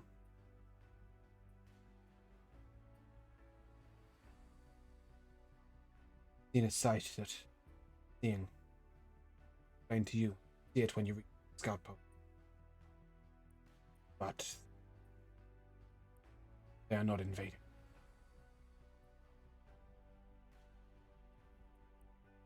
All of them. Tribes have never. Right now, Run to what? smoking.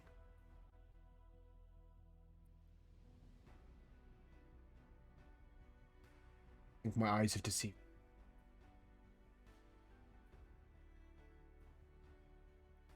Explain yourself, Alvis. How big?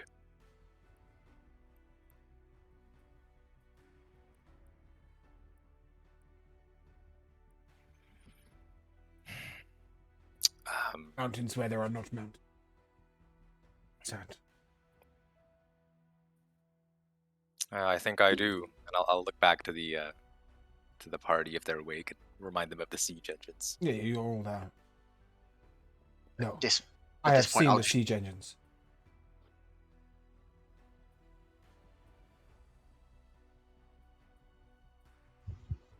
I don't. Let's flee.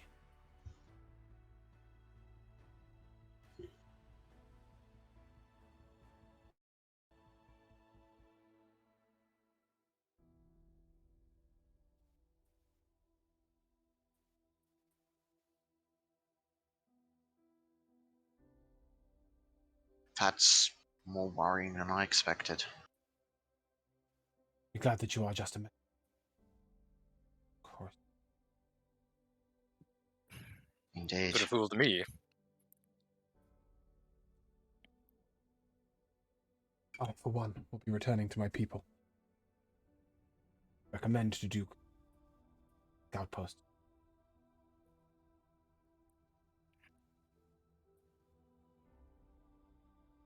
I will pass on your message. There travels all of you. Hands each of you a small flask. In this flask, sort of unusual spiced wine is a potion of warmth.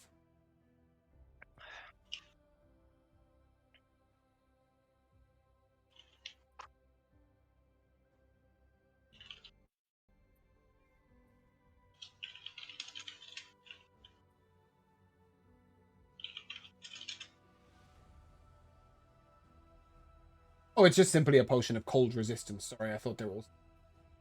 no. Cold resistance. Cold resistance is correct. Sorry. Each of these is a potion of cold resistance. Save it for when you most need it. People make this brew. Has its uses, but like home. If you spend a little bit of time before he be chatting, he will explain where his people come from. For his people do not come from these, but from...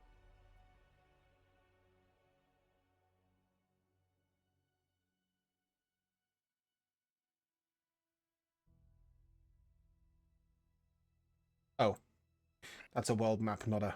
Okay, never mind. I'm not going to be able to show you. But I will later post something that... They come from mountains on a different island. I was expecting this to be a whole of a map, but it... So, the mountains that his people come from are far taller than these mountains, far colder. And his people are somewhat akin to Goliaths. They are humans, but they're humans who've grown up in mountains where Goliaths would call home. And they keep some ancient traditions. Impressive. There are very few in Beldania, but Alva Scar is. And he bids you farewell and journey, and he hopes to see. Yeah, and I wish him the best of luck, and hope he makes it through all this. He also asks if you will take something to Ogren. You remember his Elvins, right? Sure. And it's a strange wooden ring. Usual twine. Ogren was very fond of my sister. He returned home not that long ago. He left us. I'll see that it gets to him. See Halgan. Tell him he's an arsehole. Bendis looks at you. Halgan's the scout at the neck. Understood. I guess there's some rivalry, huh? No, you'll understand when you meet Halgan. Anyway, as you guys are leaving, you are able to head down what is a relatively steady path that winds around down the mountain. I'd like to take this time to stretch my back out and try to recover a little bit more from the injuries and I ordeal. did say after a long rest it wouldn't affect you. Yeah, anymore, yeah, so you should be okay. I just wanted to make sure I was, all in good fit shape again. Yeah, Toran, your arm's still hurting a little bit from the cold, but you'll be able to. The wang. And after a couple of hours, can I take a perception check for a minute? Are you the proficient one?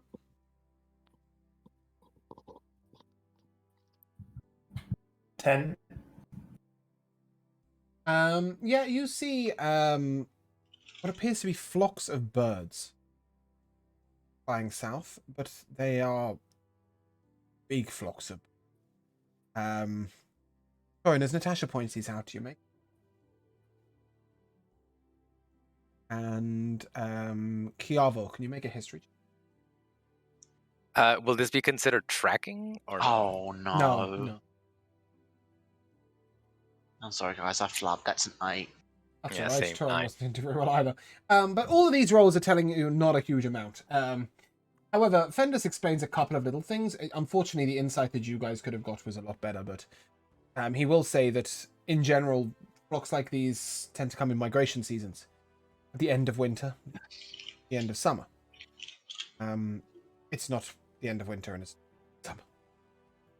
From this, Toran, you may infer that perhaps something else has disturbed their natural habitat. Although you think you might have heard of this before, but you need to return to the library. Look it up. Find out when it... Is it possible that the... I don't know if we would be able to realize this, but I mean, I'm pretty sure Kiavo would have the suspicion of this is not something usual that we would expect to see, yes? Oh, Fendus has told you that. It's Yeah. incredibly unusual. You think it might have happened before, something somewhere that you've read, but you can't remember what it was that you read. So you're going to have to go Then- back to the library and look it up. Then just by scholarly logic alone, it should follow that it's very possible that this is linked to the orcs. You'd assume that it's perhaps not linked to the orcs directly, but it's linked to whatever's causing the Whatever, orcs to yeah, flee exactly. and The all same sorts of other events that are things. happening Yeah, yeah. displacing the orcs could be If you displacing guys the haven't birds worked as well. out that it's all happening because of the same thing, then, well, frankly, you're idiots. Yeah. But, Well, that's what we yes. would infer, at least, from this anyway. Yeah, that's logical. Okay. And as I was you... just gonna say Torin turns to Natasha and says, "This could be a terrible omen, Natasha. Let us hope Lathanda's light guides us in the right direction."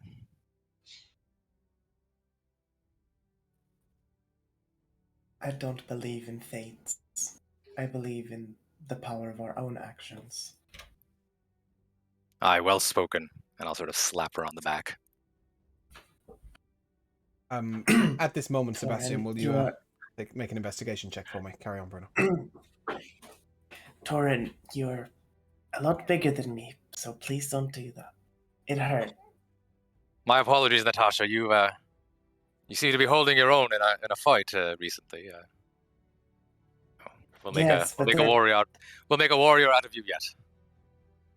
I do hold my own in a fight, but I would rather not have to mend bruises outside of such perils. I'll sort of gently stroke her back. You're right. On the topic of omens, you are right. This is indeed a dire warning for what's to come. Speaking of which... We must return to Sandringham at hand and warn everyone there. Sebastian, what was your role? What roll? Investigation. Oh. Sorry. Yeah, I was trying to get in through the roleplay to just grab an sorry. investigation check of you because we're going to have to do some more roleplay at exactly the same thing in just a moment. That's a 16. Okay, great. Sebastian notices a very strange... he only notices this because of his size. That he's almost sunk into like a little sort of pit, I guess, but only a little bit. It's like a depression in the snow. And as he looks more closely and sort of wonders about it, he begins to realize that this might be a print of something.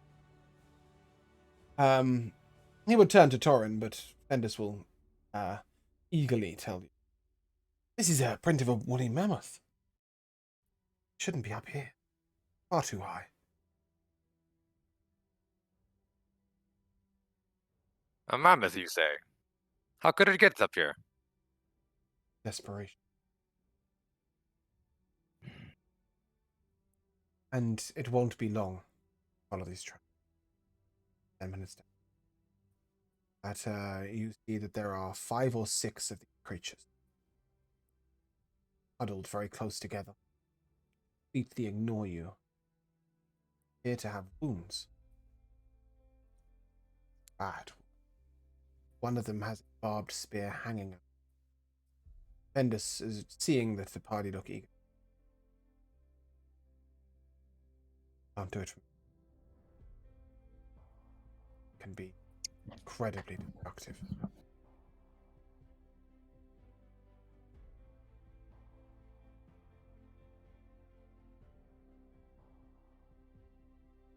Turns to an attack. Perhaps you might be able to. After a moment.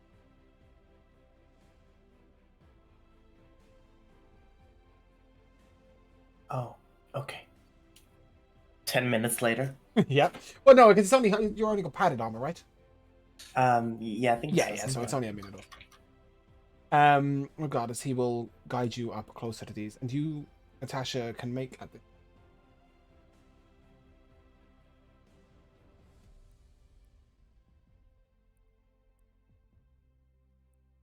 That was an 8.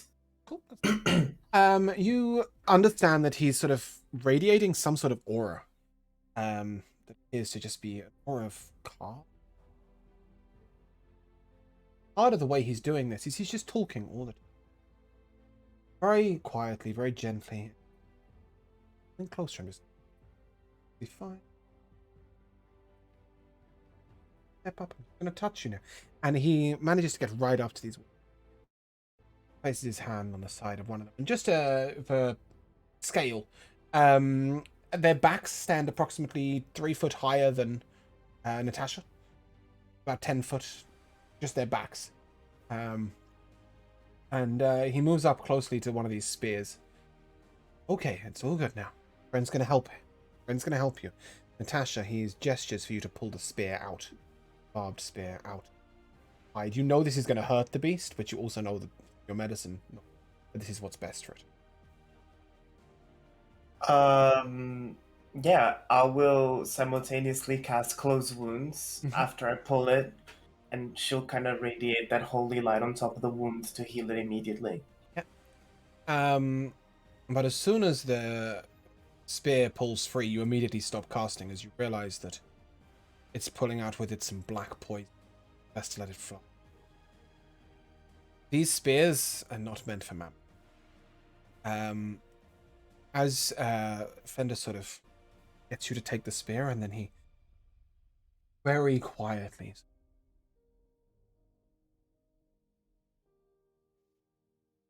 so much pain that actually they're ignoring us to witness something. And he's going to put his hand on your shoulder, cast a spell. But Fender's the mammoths. Point. I'm not gonna let them leave and die just to go sightseeing. No, he's not showing you something else. He's showing you something with the mammoths. He's just leading you around to the front of them where you can see their face. Oh, okay. And he is going to speak with animals. But what he's given you is a sort of connection with him so that you can hear what he hears. And you hear him sort of begin to let out this. And Natasha, frankly, it's quite boring because he seems to talk for about a minute, and then the mammoth seems to talk for about 12 seconds. After about 12 seconds, so far, all you've got is yes. As their speech appears to be very long and elongated. But after some humming and harring, you're able to hear the mammoths explain. Big blocked the paths. Now, big is not really a word in the mammoth's vocabulary. They're used to being bigger than everything. But from what you understand, mammoths are talking about being completely blocked off from any movement. And he will explain to you that they tend to inhabit the lower mountain passes. After a little while, he explains to the mammoth, or you're going to help them. Casting close. The rest of you, as you stand sort of 30 foot back, are able to see Natasha sort of getting close to these men. One moment, one of their heads turns quite quickly, and you see Fender sort of duck Natasha's head as she nearly gets her head lopped off by one of these tusks. You know, they are big brutes, but they're gentle. And after a while, you've tended to their wounds, and they huddle together again. These mammoths are actually cold up here. It's too high for them, and the ground's not sure for their feet. Yeah, after a few moments, Fendus and Natasha, fuck me. Fendus turns to Natasha is what I'm looking for. We should. While I'm under the effects of speak with animals, can I ask the mammoths to help us traverse the mountain? You're actually under the effects of comprehension. Which is like comprehend languages. So you're only understanding what's being spoken. I'm afraid you're not being able to speak. But you're more than... second plan. Fenders, can you please ask them to help us traverse the mountains? He looks at you and... Too distressed and distraught, and in all fairness, they're actually not very good up here. They would be more of a hindrance. Oh. A mammoth at this height can cause an avalanche. That's really sad. Anything, like at the time, I'd like to help them retreat down to their homeland. When we've delivered our message to Harbonda. come back and see if I can help. Well, they are all healed up now, so they won't struggle so much with traveling. Indeed. Done a good thing. I'll pat one of the mammoth's legs. As you guys come back out of this, you are able to get back on the pass, and the pass begins to steadily climb again. Narrow, not too difficult going. Make your way slowly up the pass. After a while, you come across a strange, like a rock, approximately 6 foot tall, and rounded, and there's unusual etchings on the front of it. Hennick, can I have a religion check? All right, but it'll be at straight because I still have exhaustion. Ah, yes. It's a 9. You recognize some of these marks as marks of Ungolan. Ungolan is a halfling god. A god of earth and of death. Right. Yes. And all of the writing on this stone is in halfling. And you notice that it says, from when the small folk conquered, small folk rose. Sometime easier yield.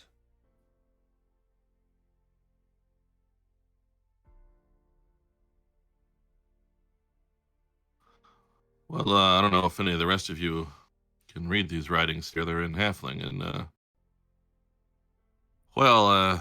speaks of the wisdom of making way when there's no sense of.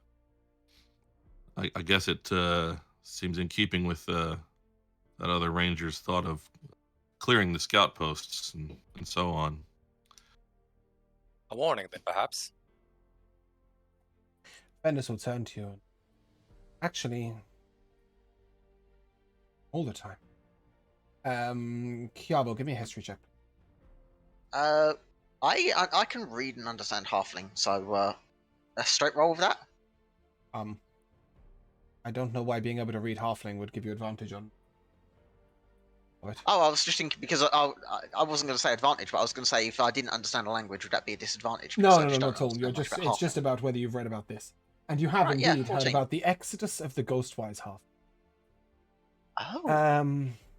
Quite a long time ago, when the orcs had these lands, there was a large tribe of Ghostwise halflings who had the lands down in Orcish land. And the orcs attempted to enslave them. The halflings learned some ritual magic, allowed them to enter the dreams, caused them horrific nightmares and portents of their gods and sorts of other worries and lack of sleep. And they troubled them for a long, long time, and many thought within the tribe that they'd be able to overcome their masters. But the wisest and the eldest of the halfling said that the tribe was better than that. They continued to torment their leaders, which they didn't attempt to stab them or cause them any harm at all. They just, the whole tribe, every single one of them, very smallest child and the very oldest halfling escaped. They traveled through these mountain passes all the way to the top of this mountain, where they then passed down the other side and made their home southwest Jawston. To this day, the Ghostwise halfling tribe does live. Very secretive. Stones. Which is basically they burrow down into the earth, like the underground of it. Intriguing. But it was a very halfling thing to do. Find a way of overcoming their captors instead of using that to overpower them and not risk a single halfling life. The exodus of the Ghostwise halflings happened almost 700. Stone stands tribute. Rose and they conquered. What's the message on the stone one more time? In the time when the small folk rose, conquered. Sometimes it is better to yield. Try and stand. I think I understand, yeah. I should hope so. By the time you've read all the history, it's pretty fucking obvious. Yeah. Anyway, at this point, Panic, you feel a little sort of shiver over you. Feel well, almost compelled to touch the rock. You may try and resist this if up to you. No, I don't think I don't think I will. As you move up and you place your hand on the rock, just feel a warmth. Hear a slight whisper, almost like it was on the wind.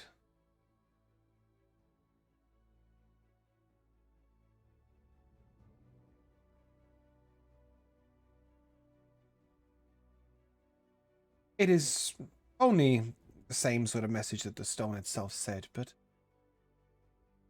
in this method of delivery, it says something a little bit more to a halfling ear. It says about solidarity, trust in each other. And it almost asks a question to Hennek. Do you trust you're with? Solidarity with? Faith in them? It's a little reminder that the most important value in the halfling law is community.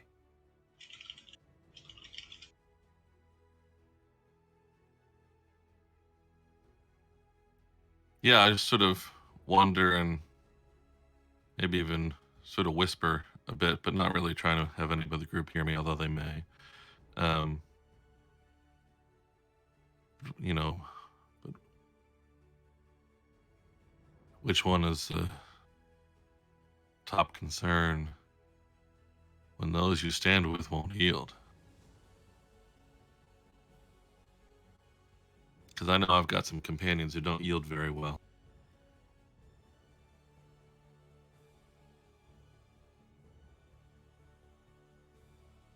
Bendis, sort of, with his very sharp elven, turns to you. Just speaks very, very quietly.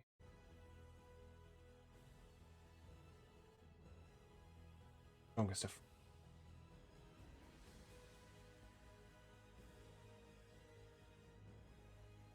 He begins to lead the way. He doesn't wait for a reply. If anything, you sense maybe he doesn't want one. Just heart is. But he will begin to lead you guys down the mountainside. And as you head, this path sort of moves down slightly, and then there's a very quick steep hill right in front of you, and you all look at it and think, oh, God. And then he walks round the slope ever so slightly. There is a hut. Shelter of... in the shelter of the woods, the overhang.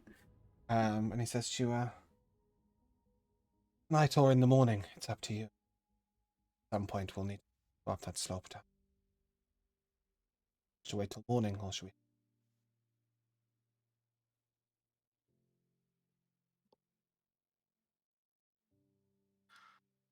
Well, after one could use some more rest, I suppose. Might we try to go now? If it's difficult, we might just end up worse off and not able to. Whereas if we're well rested in the morning, we might do it just fine. This is agreeable to me, Henrik. Perhaps another bowl of soup, or another pot of soup, to warm our bones. I'll see what I can do. Yeah. In that case, he will lead you to the hut, and unfortunately, this hut is stocked very differently. This hut is stocked with some thick, almost like fungus mushrooms. Really large vegetables that look quite deep purple in color. And Fenders turns to you, and if you don't mind, I think I might cook tonight. This is my special. These mushrooms come all the way from... you'd know to be the land of the elves. All right, let's see what your hundreds of years of experience can do for us.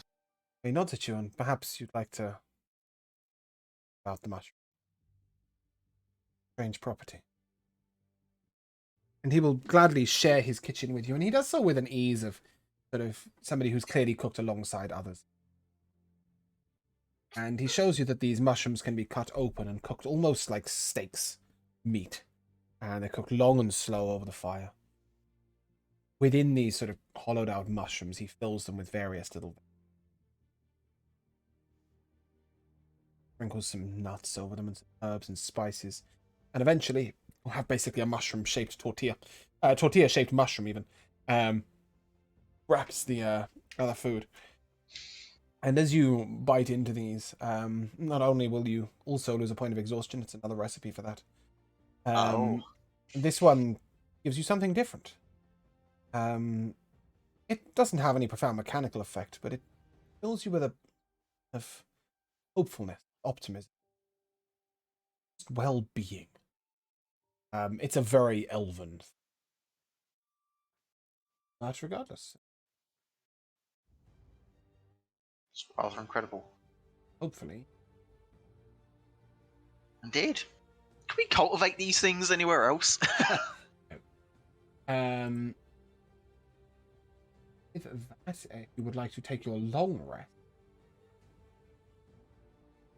better behave. The following morning, he will wake you at sunrise. Sunrise. Then the hill. He informs you that this is the singular best view of Orcish lands available. One thing worth mentioning, Halgan wasn't at this outpost, and there was no note left. So, morning, I'll lead you up this sharp slope. Get near the top. Sebastian Carnage.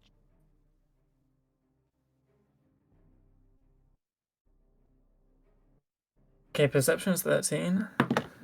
And Arcana's at 26, not 20. Nice.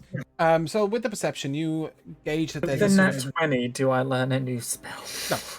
No. You gauge that there's a sort of unusual shimmering of light in the air, and as your Arcana check triggers, you know that you've just entered somebody's area of alarm, and that there's perhaps a little resistance. Very quickly, somebody comes over the top of the ridge and slides down the mountain with sword in each hand. But as soon as they see Fendus, they try and halt and seize their momentum, and in fact end up colliding into Torin. What are you doing here? And this elf looks at you. He's got black hair and sort of dark blue eyes. What are you doing here? We are traveling the mountains, looking and visiting the outposts. What are you doing here? My outpost. Couldn't have made yourselves known. The message ahead, something like that. What are you? You must be Halligan. We heard you were an asshole. You must be Halligan. Alva sends his regards. Of course he does, bloody idiot. Regardless, you better get up here and have a look at this. It's pretty. We follow him up. Leads you up, and as you stand on the top of this peak, you see two things. First, you look straight down, and you see a group of Yuanti. You're on the mountainside. Perhaps only 100 feet away, but there's, like, in terms of horizontal distance, but they're also down quite a long way, so no sound is carrying down to them. You see that they're attempting to make camp. They don't look comfortable. When I say group, there's perhaps 60 of them. And then you cast your eyes out over the Orcish lands. See hundreds, thousands. They go as far as the eye can see. The entire Orcish land, to a point that you can make out very definitively. One line, black. Behind that, everything appears to be aflame. The whole land. Jesus Christ, what the? Magos burns. And to the very end of this black line stands a mountain peak of dark black and grey. Say very quietly to you, there is no mountain. Must be what Alva spoke. Algon will inform you that those mountains move. Move and they walk like men. Likes of them. Watching and never see them standing. Sure as hell takes. What in all tarnation is going on with this? We've sent messages back to all lands and dark state. Something is coming. And what news back have you received? No, I sent the pigeons out this morning. 3 days. They'll send word back to me. At least they'll be able to act. But gestures down towards the Yuanti. Orcs aren't the only ones mobilizing. The Orcs made an attack on the Yuanti, and we thought the Yuanti were retaliating. They make no attempts to get in lands. Instead, they seeing their own. You cannot make it to outpost 5 or 6. Have to pass the Yuanti front line. There are almost as many Yuanti as you see Orcs. However, somebody should talk to them. Yuanti are not evil or dark by nature. They are martial folk. We feel up to it. Seems to be the group of forward scouts. Perhaps you might have a word. I'll talk about just anybody if they can understand me. Speak excellent common. I don't know if that applies to all you. Regardless. Down there, do not see.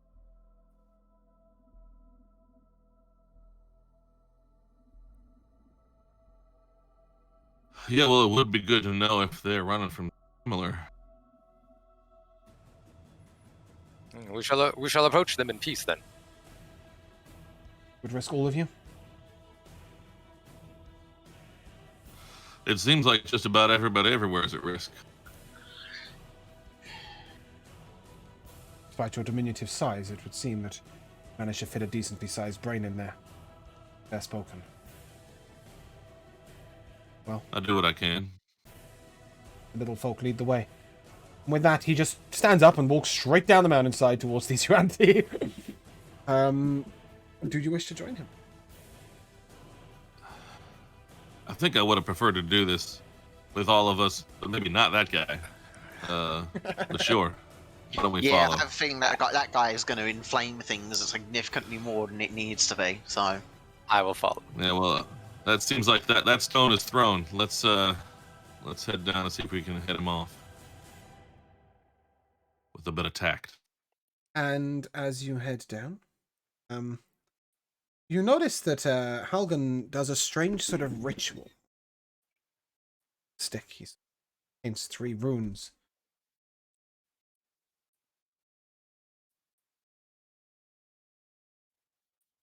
Come on now. Stopped that music beautifully and it didn't come back in.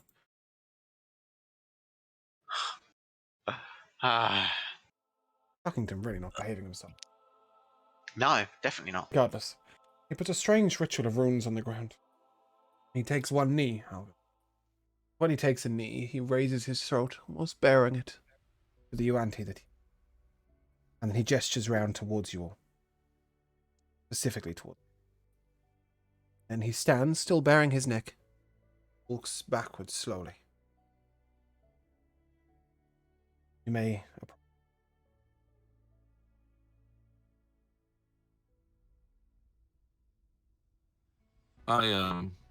Whether it seems necessary or not, I take a moment to somewhat sort of mimic his gesture, for it certainly seems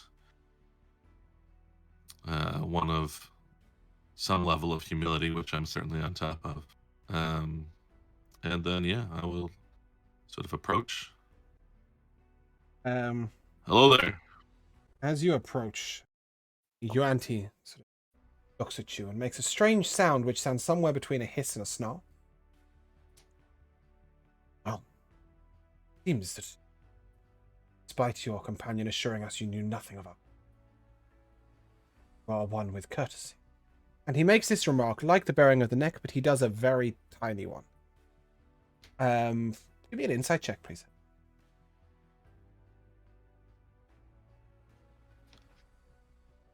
26. Great. Yeah, these beings are fanged creatures. The bearing of one's neck is a sign of sort of allowing, interaction, like saying that you come in peace. But it is also, a little bit of vulnerability. But you get the idea that the measure of how far they move their chin and how much of their neck they bear depends on where their perceived authority level is in the conversation. So, although he didn't slight you, because in his custom there's no such thing by doing this motion, he did show his estimation of you as an inferior being. Or at least somebody he could take in a fight. Anyway, and at this point he says to you, do you speak for particular peoples? Well, I can't speak for anybody more important than myself, although we were here mostly to gather information. I listen. I listen for, mainly for Lord Lagon and Lord Valen. I don't know if you're familiar. Do you speak not for Corman? The halflings? No, indeed. Speak fairly, that much. I speak not for my people either, though I could potentially lead you to somebody who can. Oh, I am from Hawken. Though Hawken is no more. Now that's a disturbing thing to hear. Wouldn't our people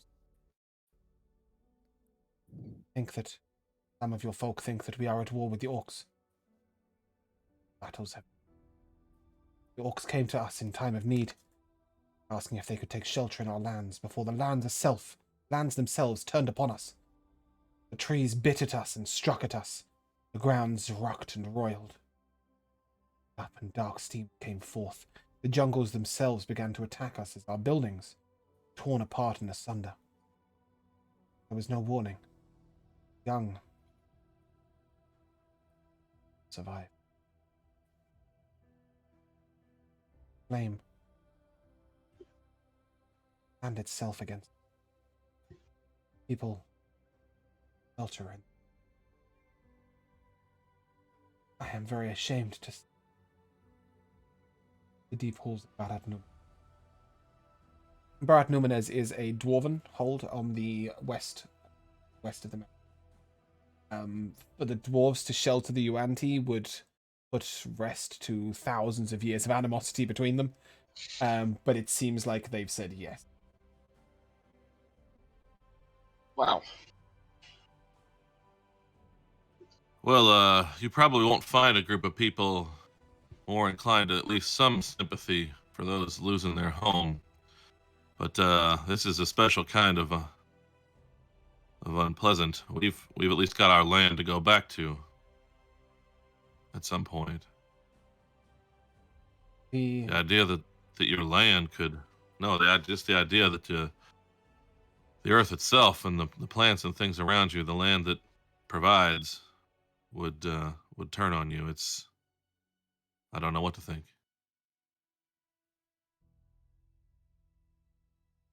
Our people have tried to cross the borders.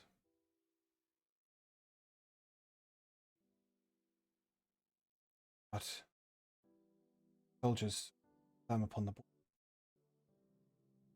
Speak with us. Weapon if we.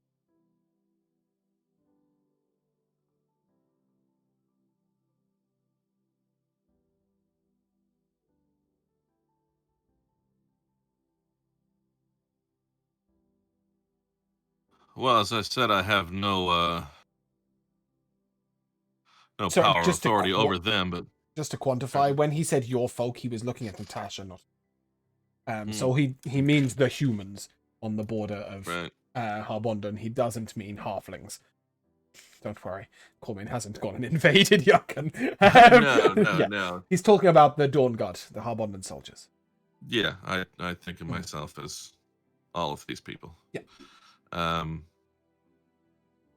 Well, I suppose, if you had been able to stand against the threat in your own land, you might have wanted to do so. So, I hope there's some understanding of our folk, and yes, they are my folk here, the people of Jorston,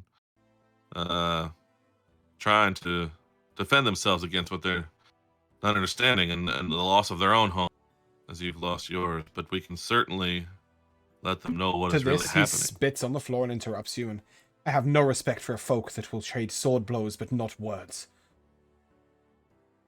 Well, I agree with you there. As you can see, I open my mouth a lot faster than I raise my. We sent a child message. Struck him down.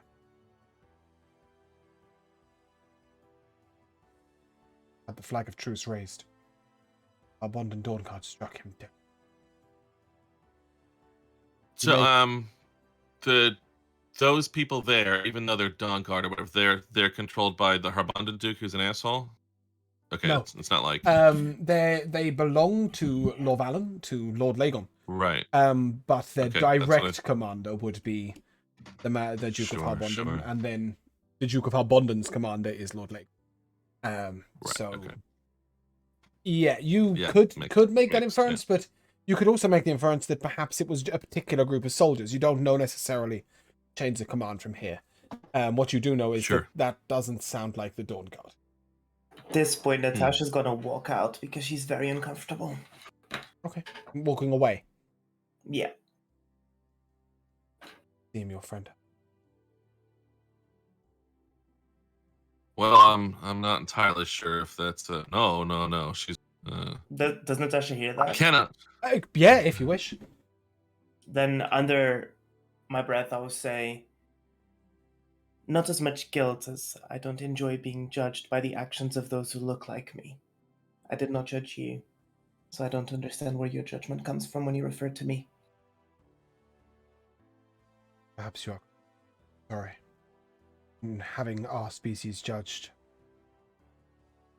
evil, or we are spoken to. I am in turn wrong. He makes a very deep bow to you and then raises his neck right out to you. Apologize. My name is Natasha.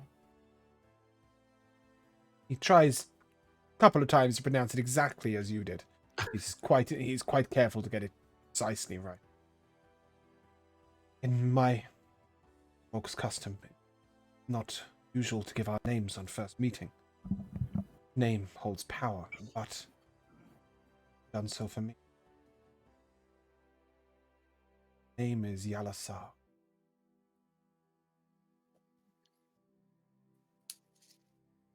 Badly, apparently. And Yeah. in reciprocity, she's going to say Yalasar and bow as well. Many of my folk will not give their name. Please do not take offense. It is custom. But you may find some of the lizard folk hastier. Best if you are passing through Antean lizard folk lands. First to the Yuanti, we are a more patient folk. Sorry, go on. So she'll return back to Hennick, and say, I just ask that you don't judge all humans in the same way that you judge those who cause harm to your kind. Some of us don't cherish or bask in war or blood, and she will cast Holy Lantern. Some of us just want to see light be brought to a new day. And she'll then lean towards Hennick. Unkun Sarek will not see this the same. As he says this, Unkun Sarek I think I'm just going to piggyback off your nat 20. Unkonsarik is a name for emperor, leader, king. He means the leader of the Yuan-Ti people is angry. Giving. Not forget the thing done to his people very easily, but attempt to persuade him, understand. One human is not all humans, and all humans are not one human. Alas.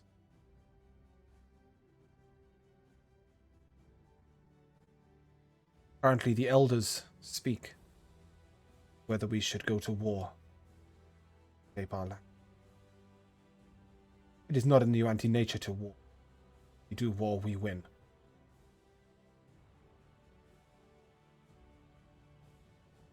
From this, you can get that there are current discussions going on as to whether the entire Yuan-Ti and Lizardfolk people should attempt to break the perimeter of the Harbond and Dawnguard soldiers, or if they should remain in their lands and attempt to fight back against the land. What is holding them back, he tells you, is that many of our young and our eldest have taken shelter in Barat Numenez, mountains surrounding it. Perhaps if we may all take shelter there. Adichi. Then we have no reason to... I've been attacked by a moth, sorry. Wow. It terrified the shit out of me, it's huge. Then perhaps we will have no reason to war, for we do not like... But if we may, perhaps we might share Unkan. Oh, we do not share Emperor, sorry. I just realised I've got the wrong word. Armand? Perhaps we might share Gorbak, and peace bond will be made. And Fender sort of leans over, and Gorbak is strange Yuan-Ti drink brings customary to pass when making a brokering.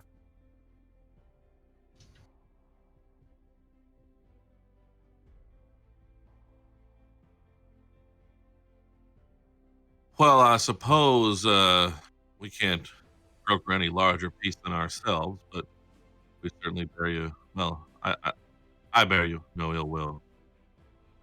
Today is a wonderful day. This is the first time we have spoken to folks of Justin who have not thrown spears at us. Sorry. Well, not only that, we'll try to go back and speak to those who are doing the spear throw. See what we can do.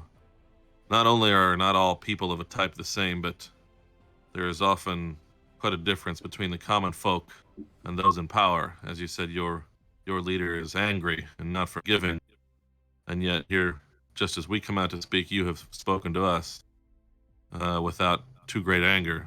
He gestures with his arms open wide and says, Speaker. But your people do have a custom. By this he means that he has sworn a oath never ever to partake in any form of violence, and instead to always try and speak with. It's a very revered position. And he pours you out 2 glasses of some sort of black purplish liquid. It's served in a tiny little cup. And he slides one over towards you, Hennick. He nods and bares his neck slightly, and then raises his glass. Will you join him in this room?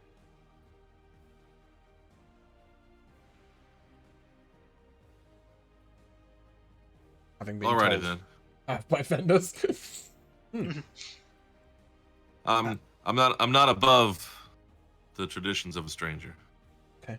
And then I'm weirdly going to ask you a very strange question. Are you stout or light-hearted, sir? Light-footed? I am stout. Fantastic. In that case, I need no save. As you will resist just as the Yuan-Ti folk do, resist the hallucinogenic effects of the drug. The Yuan-Ti are big on their narcotics and hallucinogenics, but for the Yuan-Ti, as it is for you, this simply feels like a warm taste of licorice. Popping down the throat. It's a little bit like heated Jägermeister. It's a reference point. And, Johnson, today is a good day. I will speak to Unkan Sadik. I give them title? Oh, I bear no title. I'm just a simple farmer. My name is Hennick Littlefield. Appreciate it. We'll tell him that a great human and a great half not pass on your name. I'll leave that entirely up to you. Passing of my respect from you to his respect. Give him your obliged. Show you respect. Well, then I would ask you not to, not because I have any concern of power, but because I don't believe I'm entitled to any particular respect I haven't directly earned. I appreciate your deep understanding of custom. Force him to be obliged, but in turn call towards you. Complicated. Appreciate it. I tell him that a great halfling, a great human, and their companions came and spoke to us. Peace. Frankly, sir.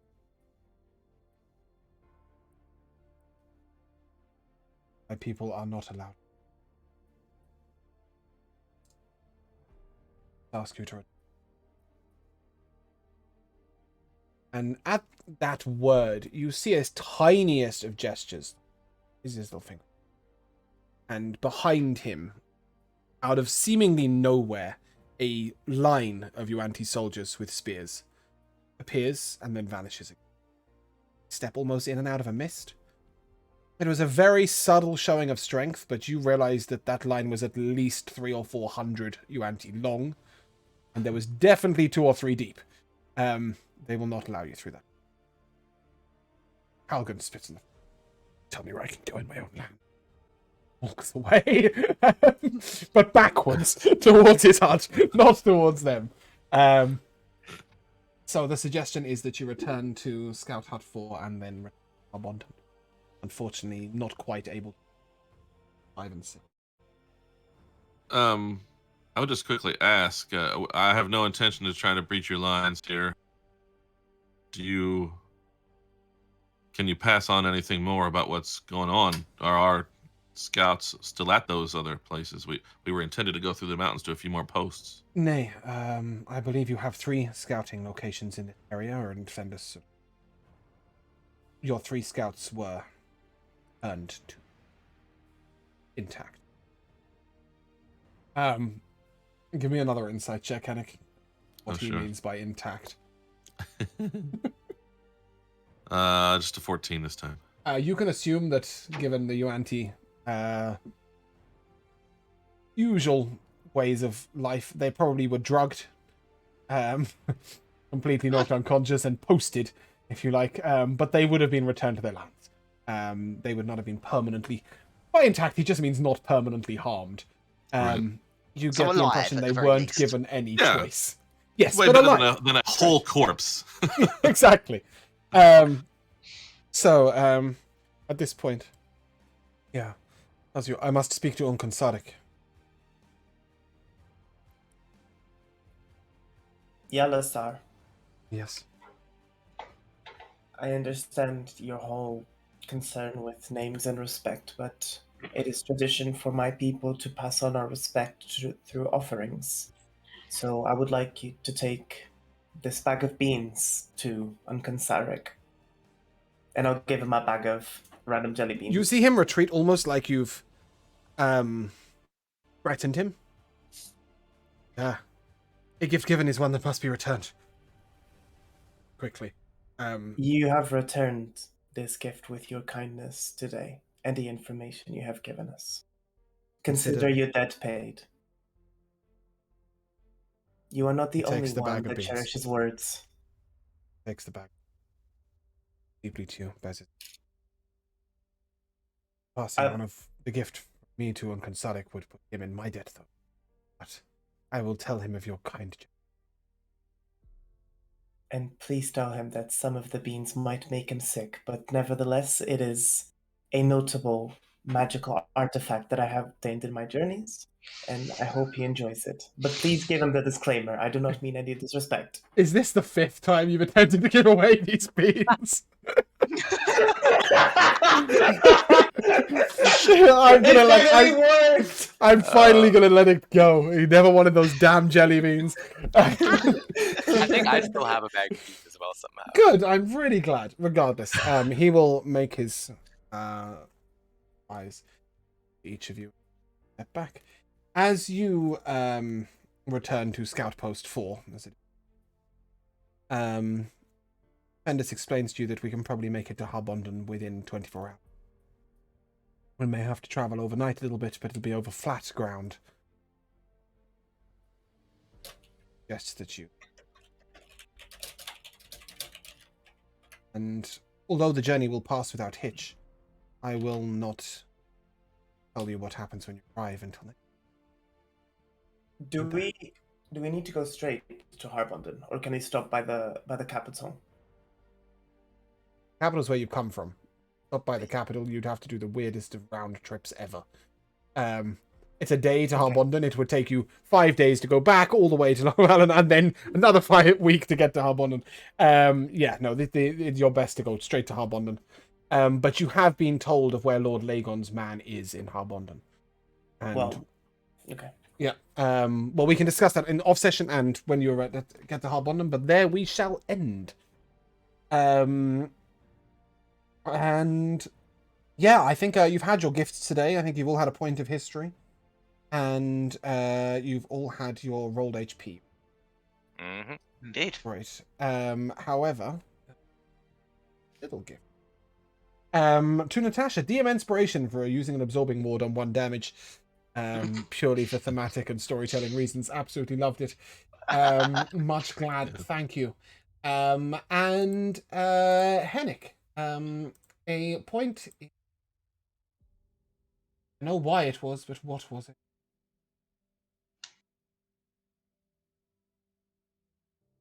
Oh, sorry. A point in wisdom. For your understanding of your instinctive sort of I don't know what the word is. Use, repetition, reaction to the gesture made, which made a massive difference to how that conversation was going to go. It really, I rewrote all my notes when you did that. So it was really, really excellent, brilliant piece of role playing, and I really that's the enjoyed it. character, so I feel good about not. It wasn't like me gaming it. No, but it was, it was in character, but it was also really fucking smart. So really well played there. And yeah, MVPs. I will come first to Sebastian. Josh. So a little one is just the drama of it all, the drama of the story and everything. Mm-hmm. And then my actual one goes all the way back to the beginning of the episode. And it's got to be Natasha's fucking doomsday prophecy. That whole conversation with Fenders, and she's like, judgment date's coming sooner than we think. And I was like, what have I missed that I'm now in this conversation? Yep, I can go with that. Jamal. I'm gonna have to go with, funnily enough, Natasha again, but this one it's for the response to the assuming all the humans are the same thing, and just be like, yeah, no, I'm taking a stand on this. I'm walking the fuck away. Yeah, I like that. Also, another additional one to just how fucking doom and gloom this has become. It's like, well, shit, we are screwed. What's happening to the world? Well, I mean, technically, you're not screwed. The poor orcs Yet. are fucked. Yes. Yeah. Well, when the orcs come ram raiding through, we might be screwed. Rico. 2 for me today. The first one's got to go to Joe's Wicked verse earlier on, and the second is going to go to the spell Healing Word for keeping Torin alive. Yeah, go with that. Over and over again. Joe. Ooh, I think I feel like this may be almost like a backhanded thing. I don't know, and I don't intend it to be. I want to give it to Josh for being like very calmly not really having a whole lot to do. It seemed like I feel like it was a short-changing Josh episode, and he doesn't seem to be terribly upset about it, although he could be seething for all I know. I'm sure I'll find out. Fuming. No. I mean, the thing with Sebastian is that, like, obviously he does have opinions on stuff that's happening, but he's not the kind of person to just be outwardly just saying it, you know. Yeah. And so yeah, it's quite, of all the other campaigns I'm in where I'm like very much like a voice of a party, it's quite nice to have a very nice chilled layback approach to things that happen. Oh, I Puss had in to- Boots also. Sorry, I had to. Puss throw in that there. Boots. Puss in Yes. Boots is fucking bitch. Oh yeah. I just stole my MVP. Bruno. I just want to check. You just said you've given us all a point in history. Yeah, I gave that quite a long time ago in the episode where Fenders was telling you about the I past. thought it and- was survival. No, it was this episode we got the history. This episode. Okay, but you also gave us a point of survival. We also got a point of survival. May have been last mission. No, I gave 2 of you a point in survival. I think Yeah. it was you and Yes, Enoch, for doing well in a Yes. for the Nat 20 with the con save. concept. But no, everybody got a point in history when Fenders was telling you about the old war machines and stuff like that. I have a plus 0 now. Cool, that's perfect. Okay. What was your MVP? So my MVP was actually towards the end of the session, and Jedi, I hope you really don't mind because I'm always very self-conscious when someone is like role-playing and like I step in and I kind of like share their light, but like the No, whole it's theme of good. conversation, I felt like, you know, Natasha being the only qualified human of the party took that very personally, especially when he specifically looked at Natasha and said, "It's your fault. You did this, Natasha Ayelet." So my actual MVP was the conversation between Hennek and Yalasar. I thought that was very good. I really like the customs. I love lore and tradition. So this kind of like a shared MVP between you, James, and Jedi. Yeah. Yeah, the Yuan-Ti customs I sort of worked on quite a lot at the time for a campaign that ended up not happening. There was going to be a campaign where we were going to do where there was going to be like in Yuan-Ti lands. So I spent quite a long time developing some of their customs. And then, and actually speaking with Miego and with Jellyfish Joe, who are both Jewish, speaking about Jewish customs, sort of what it's based on. And there's also a lot of Russian in there, but I've toned down the Russian given the nature of the world right now. So Yeah, let me that's- go It's into not other their things. fault, it's Putin. No, of course, It and we're is, not going to yeah. get into any politics here. But my point is that it felt a little on the nose to talk about Russian customs too directly, so I thought I'd adjust it a little bit. But I Can get really a combat enjoyed them. MVP as well. Yeah, of course you can. Go on. I don't know if this was intentional or not, Rico, but like during combat, when Joda was trying to pull you away, I was like, "No, don't do it! Like I got you," and you actually did that. And I didn't speak. I was just like, but you went full on, so that was like a really good combat MVP. I Yeah. felt like good Thank that you. you know I had your back. I liked No, that was Rico's bravely, stupidly, not sure which, standing in the blender moment. It was A great. little bit of column A, a little bit of column B. Yeah. It's really good because if Dawnfire works, he'd be getting a lot of temporary hit points. Yeah, no, 100%. It's very cool. No, I thought it was very in character to Yeah. sort of resist being pulled away from protecting his friends. Yeah, and of course, I wasn't doing it to protect you from them. I was doing it to protect you from me, so I can hit as many as possible. Like, and Dawnfire, I guess, is Humber. Like, I wasn't familiar with it now. Possibility. I think that may be a point of Torin learning to trust his comrades though more and not being so headstrong into a fight. So moving Yeah, no, forward, I think it was a great moment. things to think about. I love the fact that somebody in the party has the strength to say, actually, I think my character's going to do this. Even though they're sitting there going, I know my teammate is telling me to do this for a good reason, but my character would refuse, and I like that. Yeah, I had a couple of MVPs, but Jamal. Jamal started. Sorry? I Yeah, started. I did You wanna Jamal go mention. over Yeah, it? he started. Oh, shit. My first is the lines, barbarians who dress like it's paradise.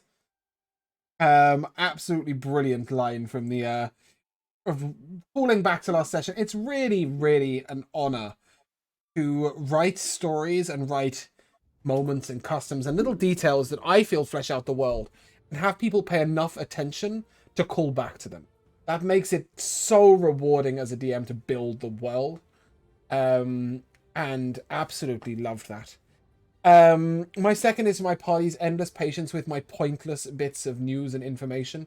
I have no idea what you're meant to do with a spectrum of light or a stone for the ghostwise halflings stuff, but for me, that's how I like to build my worlds up, is lots of pieces of information that's not necessarily pertinent, but it's just, you know, of interest or perhaps not of interest, but it makes it feel like a world to me. And you're endlessly patient with me with that and interactive, so I really appreciate it and thank you for that. And my third is actually much akin to the backhanded compliment for Joe, is the players that understand when it's their moment and when it's not. And today there was, you know, there was a lot of focus on certain people and very little focus on others. And I really appreciate all of you for just doing the things that your character would do and not trying to do things that they wouldn't. Beldania is so rewarding to be so rewarding. Guys, so much. A general, being really, really good. And the bearing of the throat, but hey, I gave you a reward for that. But it was just, it was fantastic. So on that note, I do think that we might end. Are we going anywhere? Let me just double check. We are not going anywhere. So in that case, if you guys would like to say goodbye. Until next episode. Goodbye. Bye-bye. Sleep well. We shall see you soon.